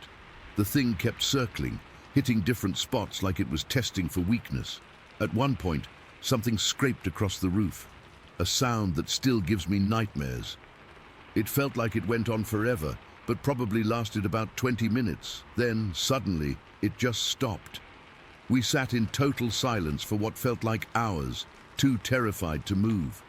Eventually, we must have fallen asleep from pure exhaustion, because the next thing I remember is waking up to daylight streaming through the windows. We ran to the house and told my parents, who of course thought we'd had a nightmare or raccoons had been on the roof. My dad did walk around the trailer later that day. He found some dents in the metal siding that hadn't been there before, but he said it could have been from anything. I noticed deep impressions in the ground around the trailer, like footprints, but bigger than any human foot I'd ever seen. Nobody paid them any attention when I pointed them out. About 2 weeks later, something hit the side of our actual house around midnight. It was a single massive thump that shook the entire building and woke everybody up. My dad grabbed his shotgun and ran outside with my uncle, who was visiting. I followed them to the porch, despite my mom yelling at me to stay inside. They didn't see anything, but we could all hear heavy footsteps retreating into the woods, like something big crashing through the underbrush. My dad and uncle followed the sound a little way with flashlights, but they came back looking spooked. They said they couldn't see anything, but I overheard my uncle saying something about the trees being too quiet. No owls, no nothing, like all the wildlife had cleared out. The next morning, my dad found a dent in our siding about 7 feet up from the ground. He said a deer must have run into the house, but I've never known a deer to run into a lit-up house at midnight, make one hit, and then run away on 2 legs. My final sighting came in October. The weather had started to cool down, and we'd had our first frost. I remember it clearly because it was a Saturday morning just after sunrise. I'd gotten up early to watch cartoons, and my grandma asked me to turn off the light in the well house that we'd left on overnight. Our well house was just a small shed near the edge of our property, maybe 50 feet from the woods. The sun was up, but it was still that grey-blue early morning light. I trudged across the frosty grass in my pajamas and slippers, not paying much attention until that smell hit me again. That awful, putrid smell that I'd come to fear. I stopped dead in my tracks. Across our fence, just at the edge of the woods, it was standing there. In the clear light of dawn, I could see it perfectly. It must have been over 7 feet tall, covered in dark brown hair. Not fur exactly, more like long hair hanging from its body. It was built like something between a man and a gorilla, with massive shoulders and long arms. Its face is what haunts me the most. Not quite human, not quite animal, with a sloped forehead and deep-set eyes. It was just watching me, rocking slightly from side to side, like it was swaying to some rhythm I couldn't hear. We stared at each other for what felt like forever. I couldn't move, couldn't scream. I remember thinking that this time in the daylight, someone would have to believe me. Then it just turned and walked into the forest, not running, not skulking, just calmly walking away on 2 legs. The way it moved was so human-like, but also not, with this smooth, powerful gait that ate up distance. I ran back to the house and told everyone what I'd seen. My dad and some neighbors went to look, but of course they found nothing except some broken branches high up on the trees where no person could have reached. That was my last clear sighting, though the smell would come back occasionally for the rest of the time we lived there.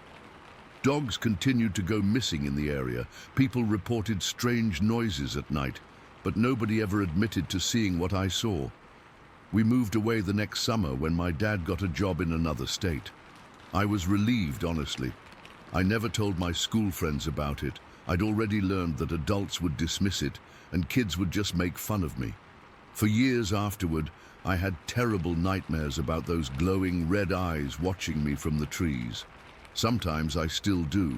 I've read about Bigfoot sightings as an adult, and some descriptions match what I saw, but others don't. Whatever was in those woods behind our house in Lincolnville wasn't just some guy in a costume, and it wasn't a bear or any other animal I know of. I'm an old man now, and I've never gone camping or hiking since then. I don't even like being in my own backyard after dark, because I know there are things in this world that most people don't believe in. Things that watch us from the woods with intelligent, patient eyes, and sometimes they do more than just watch. Story 16. I've been hesitant to share this for years, Being a minister, I have a reputation to protect, and people look to me for spiritual guidance. But what's happened on our property since the spring of 2019 has shaken my understanding of the world around us. I need to tell someone who might believe me. My husband John and I bought what we thought was our dream property in Jasper County, Texas, near the Neches River. It's absolutely beautiful. 20 acres with a 100-foot bluff behind the back acres and thousands of acres of undeveloped forest surrounding us. The isolation was part of the appeal.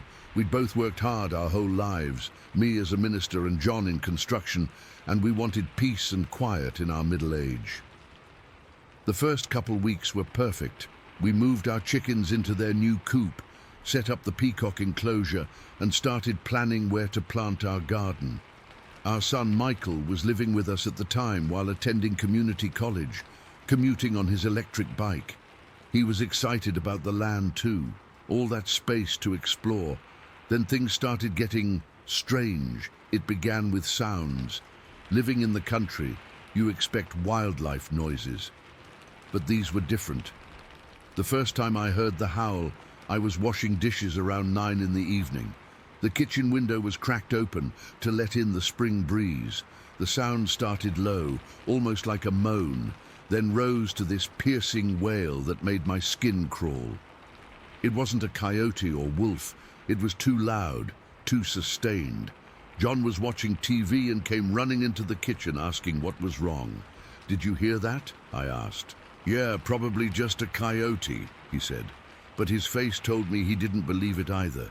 That night we heard knocking sounds, like someone taking a baseball bat and hitting trees. Knock, pause, knock, knock. It echoed through the forest behind our house, seeming to move around. Neither of us slept well. The next morning I convinced myself we were just being silly. New house, unfamiliar sounds. But when I went to feed the chickens, 2 were missing. The coop was locked tight. I'm obsessive about latching it because we knew there were foxes around. No holes, no way in. Just 2 chickens gone without a trace. John checked the entire property that day and found nothing. No feathers, no blood, no signs of predators. It was like they vanished. Over the next few weeks, more chickens disappeared. We installed locks, reinforced the wire, even set up a cheap security camera. Nothing showed up on the footage except static during the hours when chickens went missing. Then the peacocks. We had 4 beautiful peacocks in a custom-built enclosure with heavy-duty chain link and a padlocked door. Those birds were my pride and joy. One morning in June, I went out to feed them and found all 4 dead inside the locked cage. Their necks were broken, twisted at impossible angles. No signs of entry, no blood. The padlock was still secured. I threw up right there in the yard. John called the game warden, who came out and was baffled. He suggested maybe a large snake had somehow gotten in, but even he didn't sound convinced. The enclosure was designed specifically to keep predators out. That same week, our son Michael started acting different. He'd been coming home late from his evening classes, usually around 10.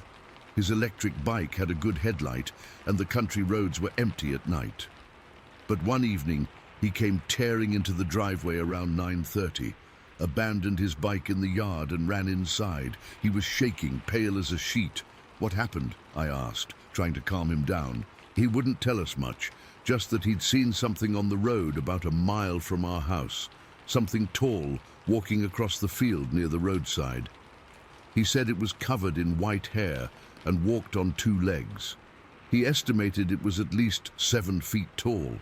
John tried to reason with him. Maybe it was a neighbor in a coat. Maybe it was just shadows playing tricks. Michael wouldn't hear it. He knew what he saw. After that night, he refused to come home after dark.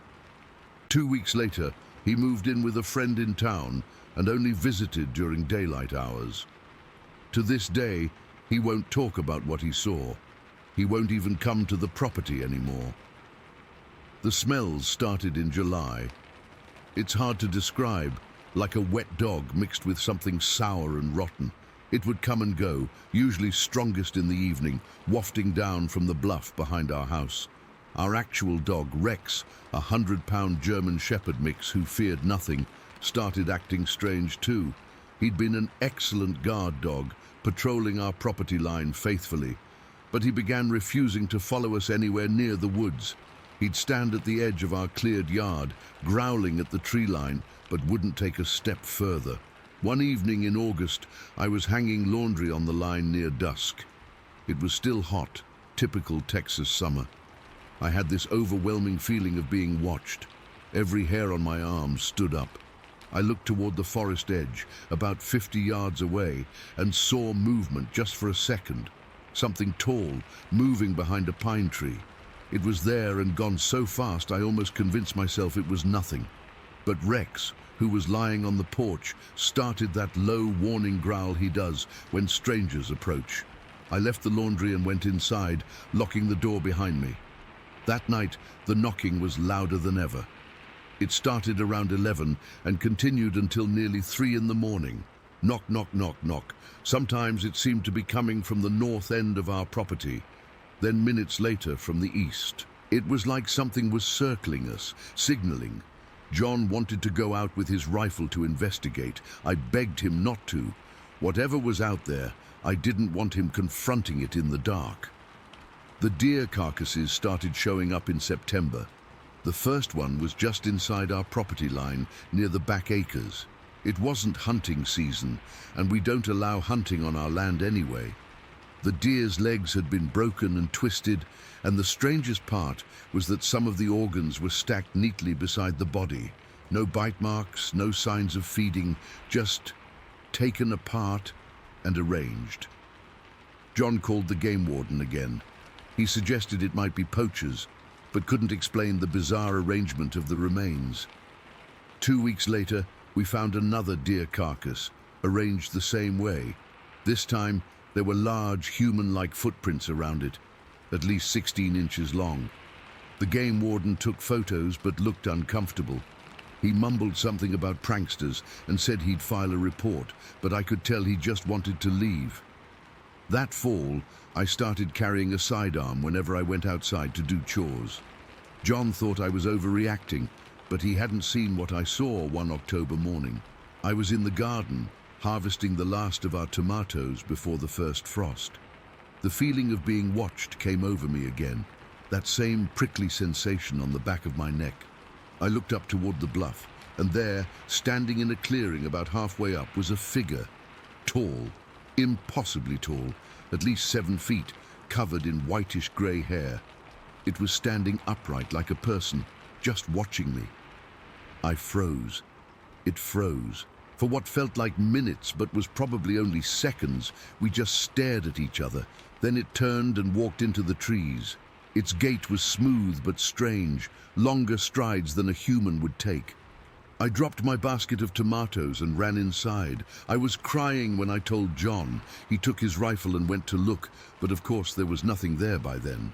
Just some broken branches and what might have been large footprints in the soft earth. "Sarah," he said when he came back, "I think we need to consider that there might be a Bigfoot living in these woods." Coming from my pragmatic, no-nonsense husband, this was a shocking statement, but after everything we'd experienced, it made a terrible kind of sense. The winter was quieter. The howls and knocks became less frequent. We theorized that whatever was out there might have moved deeper into the forest for the colder months, but by spring, it all started again.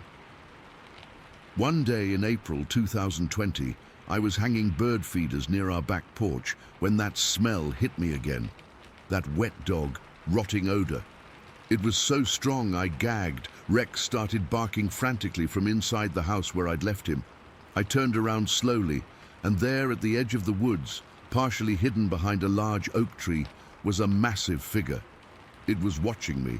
I could make out reddish-brown eyes in a face covered with hair. Its shoulders were enormously broad, and it had to be at least 8 feet tall. As I stood there, paralyzed with fear, it made a low huffing sound. Then it reached up with a massive hand and broke a branch off the tree, a branch that would have been at least 9 feet up. It placed the branch on the ground, deliberately, almost like a message or a warning. Then it backed away into the forest. I didn't tell John right away. I was afraid he'd confront whatever it was, and I was terrified of what might happen. That night, the knocking was so loud it woke us both up. It sounded like it was coming from all directions at once. I finally told John what I'd seen. "There's more than one," he said quietly. "They're communicating with each other." The next day we found 3 deer carcasses arranged in a row at the edge of our property, organs stacked neatly beside them. That was when John agreed we needed help. We contacted a local researcher who specializes in Bigfoot sightings. He came out, looked at the evidence, and set up some trail cameras. 2 of the 5 cameras disappeared within a week. The remaining 3 never captured anything definitive, just shadows and blurry movement. But the researcher was convinced. He said our property was likely in the territory of a family group of Sasquatch, and they were making it clear this was their space. "But we bought this property," I said. "We have the deed." He just laughed. "They've been here a lot longer than property deeds have existed. Over the past few years, we've reached an uneasy truce with whatever lives in these woods. We don't go near the bluff or the deep forest. We bring the chickens and our new peacocks in before dark. We've stopped letting friends visit after sundown. In return, the creatures seem to keep their distance from the house. But I still feel watched every time I'm outside. I still hear the knocks and howls at night. Sometimes I find strange arrangements of sticks or rocks near the garden, always in groups of 3. I've started leaving fruit and vegetables at the edge of the woods. They always disappear overnight. I've prayed for guidance on this. As a minister, I've built my life around certain beliefs about God's creation. Nowhere in seminary did they mention what to do when you're sharing your land with creatures that aren't supposed to exist. We've talked about selling, but the property is so beautiful and most days are peaceful. Plus, who would we sell to? How could we in good conscience let another family move in without warning them? So we stay. We adapt. We've learned to live with the knowledge that we're not alone here, that our property has never really been just ours, and sometimes, on quiet evenings when the sun is setting over the bluff, I sit on the porch and wonder if they're watching me right now. These beings who walk the woods. I wonder what they think of us. These strange humans who lock themselves in a wooden box in the middle of their territory. I still don't know what to make of it all, but I know what I've seen, I know what I've heard, and I know that the woods behind our house hold secrets that science hasn't catalogued. Just last week, I found a perfect circle of our ripest strawberries missing from the garden. Not eaten there, just carefully picked and taken. I should have been angry, but instead I smiled. At least they have good taste. Story 17. I still struggle to explain what I saw that February night near Whitehall all those years ago. I've spent my entire adult life in the woods as a natural resource scientist, and I've never encountered anything like it since. I'm not the type to make up stories or exaggerate, but what happened that night has haunted me for decades. It was late winter of 1991. I was 17 and had been dating my girlfriend Jen for about 6 months. Like most teenagers in our small town, we were always looking for places to get away from parents and just be alone together. East Bay was perfect, secluded enough that we wouldn't be disturbed, but not so remote that it felt dangerous, or at least that's what we thought. That night started like any other. I picked Jen up around 11 in my dad's old Chevy Impala. It wasn't much to look at, but it had a good heater and a bench seat that made it perfect for our late-night escapes. The temperature was in the low 20s, and there was about 4 inches of snow on the ground. The sky was clear, with a bright 3/4 moon that made everything glow with this eerie blue-white light. We drove out to East Bay, taking the back roads to avoid running into anyone we knew. The bay itself was completely frozen over, as it had been for weeks. We parked facing the water at our usual spot, a small clearing at the edge of the marsh that gave us a clear view across the bay. The engine was running to keep us warm, and we had the radio playing quietly in the background. We'd been there maybe half an hour when I noticed something moving across the frozen marsh about 200 yards away. At first, I thought it was just shadows playing tricks on me. But then I realized there was definitely something out there. I've always had exceptional vision, tested at 2010 since I was a kid, so I could see it pretty clearly even at that distance in the moonlight. "Hey, look at that," I said, pointing toward the marsh. "Someone's out there." Jen squinted, trying to see what I was pointing at. "Where? I don't see anything." "There, moving along the edge of the reeds." I leaned forward, trying to get a better view through the windshield. The figure was tall, taller than any person I knew, and it was moving with this strange, fluid gait across the snow. It wasn't stumbling or struggling like you'd expect someone to in those conditions. It was moving purposefully, almost gliding. "I still don't see it," Jen said, pressing her face closer to the glass. That's when it happened. The figure approached a fence that ran along the property line, one of those chest-high wire fences that separates the public land from private property. What I saw next made my blood run cold. Without breaking stride, without even seeming to notice it was there, the figure just stepped over the fence, not climbed, not jumped, stepped over it like it was nothing more than a small log on the ground. "Did you see that?" My voice came out as a whisper. "See what? I can't see anything out there, Ryan." I needed a better look. Without really thinking it through, I opened the car door and stepped outside. The cold hit me immediately, but I barely noticed. I was too focused on the figure in the distance. The moment, and I mean the exact moment, my feet hit the snow, the figure stopped.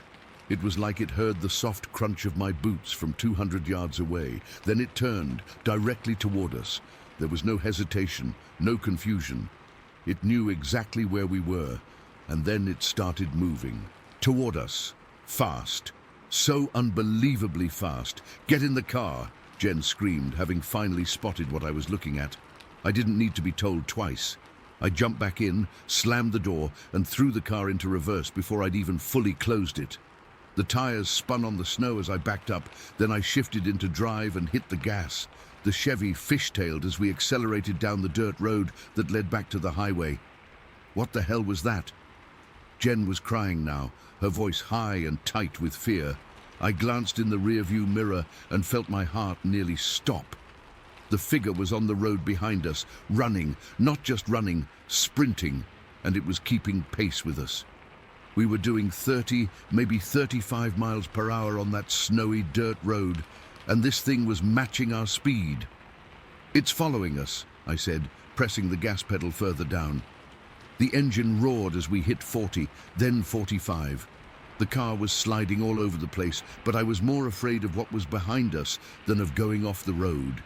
Jen turned around in her seat to look out the back window. "Oh my God," she kept repeating, her voice getting higher each time.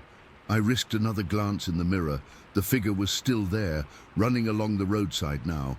I could see it more clearly in the red glow of our taillights.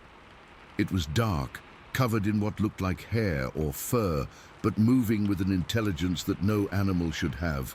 Its arms swung at its sides with a purpose, eating up the distance between us with each powerful stride. The junction with the paved road was coming up. I knew if I took the turn too fast, we'd slide right off into the ditch, but I couldn't slow down. Not with that thing behind us. "Hold on," I shouted as I hit the brakes just enough to make the turn without flipping the car. We skidded around the corner, the back end swinging wide, and then we were on the main road. I floored it again, feeling the tires catch on the plowed asphalt. Jen was still watching out the back window. "It's still coming," she screamed. I pushed the old Chevy as hard as it would go. The speedometer crept past 50, then 60. We were about half a mile from the town limits now, and I could see the glow of streetlights ahead. It's stopping," Jen said, her voice filled with disbelief. "It's turning away." I checked the mirror again. She was right. As we approached the more populated area, the figure had veered off the road and disappeared into the tree line. It was gone. We didn't stop until we reached Jen's house. We sat in her driveway for a long time, both of us shaking. Neither of us knew what to say. What could we say? What had we just seen? "Promise me we won't go back there." Jen finally whispered. "I promise," I said, and I meant it. "We never did go back to East Bay, and we never told anyone what happened that night. Who would believe us? We couldn't even believe it ourselves." Jen and I broke up a few months later when I left for college. I went on to study wildlife biology and ecology, eventually becoming a natural resource scientist. I've spent the last 16 years working in forests, marshes, and mountains across the country. I've encountered bears, wolves, mountain lions, and every other kind of predator native to North America. I know their behaviors, their movements, their capabilities. And that's why, after all these years, what happened that night still haunts me. Because whatever chased us wasn't a bear or a wolf or a mountain lion. It wasn't a moose or an elk or any other animal I've studied. Animals don't react that way. They don't change direction the instant they notice they're being watched. They don't pursue vehicles at highway speeds, and they certainly don't retreat specifically when approaching civilization. What bothers me most isn't just how fast it moved, though that was terrifying enough. It's the intelligence it displayed, the deliberate way it changed tactics when it realized I had spotted it, the way it knew exactly when to abandon the chase. That wasn't animal behavior, that was something thinking, something calculating. I've thought about reporting it many times over the years, but what would I say? That two teenagers were chased by something unexplainable, that something inhuman pursued us at impossible speeds. I'd be laughed out of my profession, so I've kept it to myself all these years. I've never gone back to East Bay, even though my work has taken me to similar environments countless times. I always make sure I'm home before dark when I'm in the field. I always carry a powerful flashlight, and I never ever venture into marshy areas alone at night. I know what I saw. I know what chased us. I just don't know what to call it. And that's what keeps me up at night, even now, because if that thing is still out there in the marshes near Whitehall, I hope to God no one else encounters it the way we did. Sometimes when I'm driving at night and I check my rearview mirror, I swear I can see it again. That dark figure running along the roadside, keeping pace effortlessly, watching and waiting. I know it's just my imagination, just the trauma of that night playing tricks on me. But part of me wonders if it's still out there, if it remembers me the way I remember it, and if one day it might decide to finish what it started all those years ago.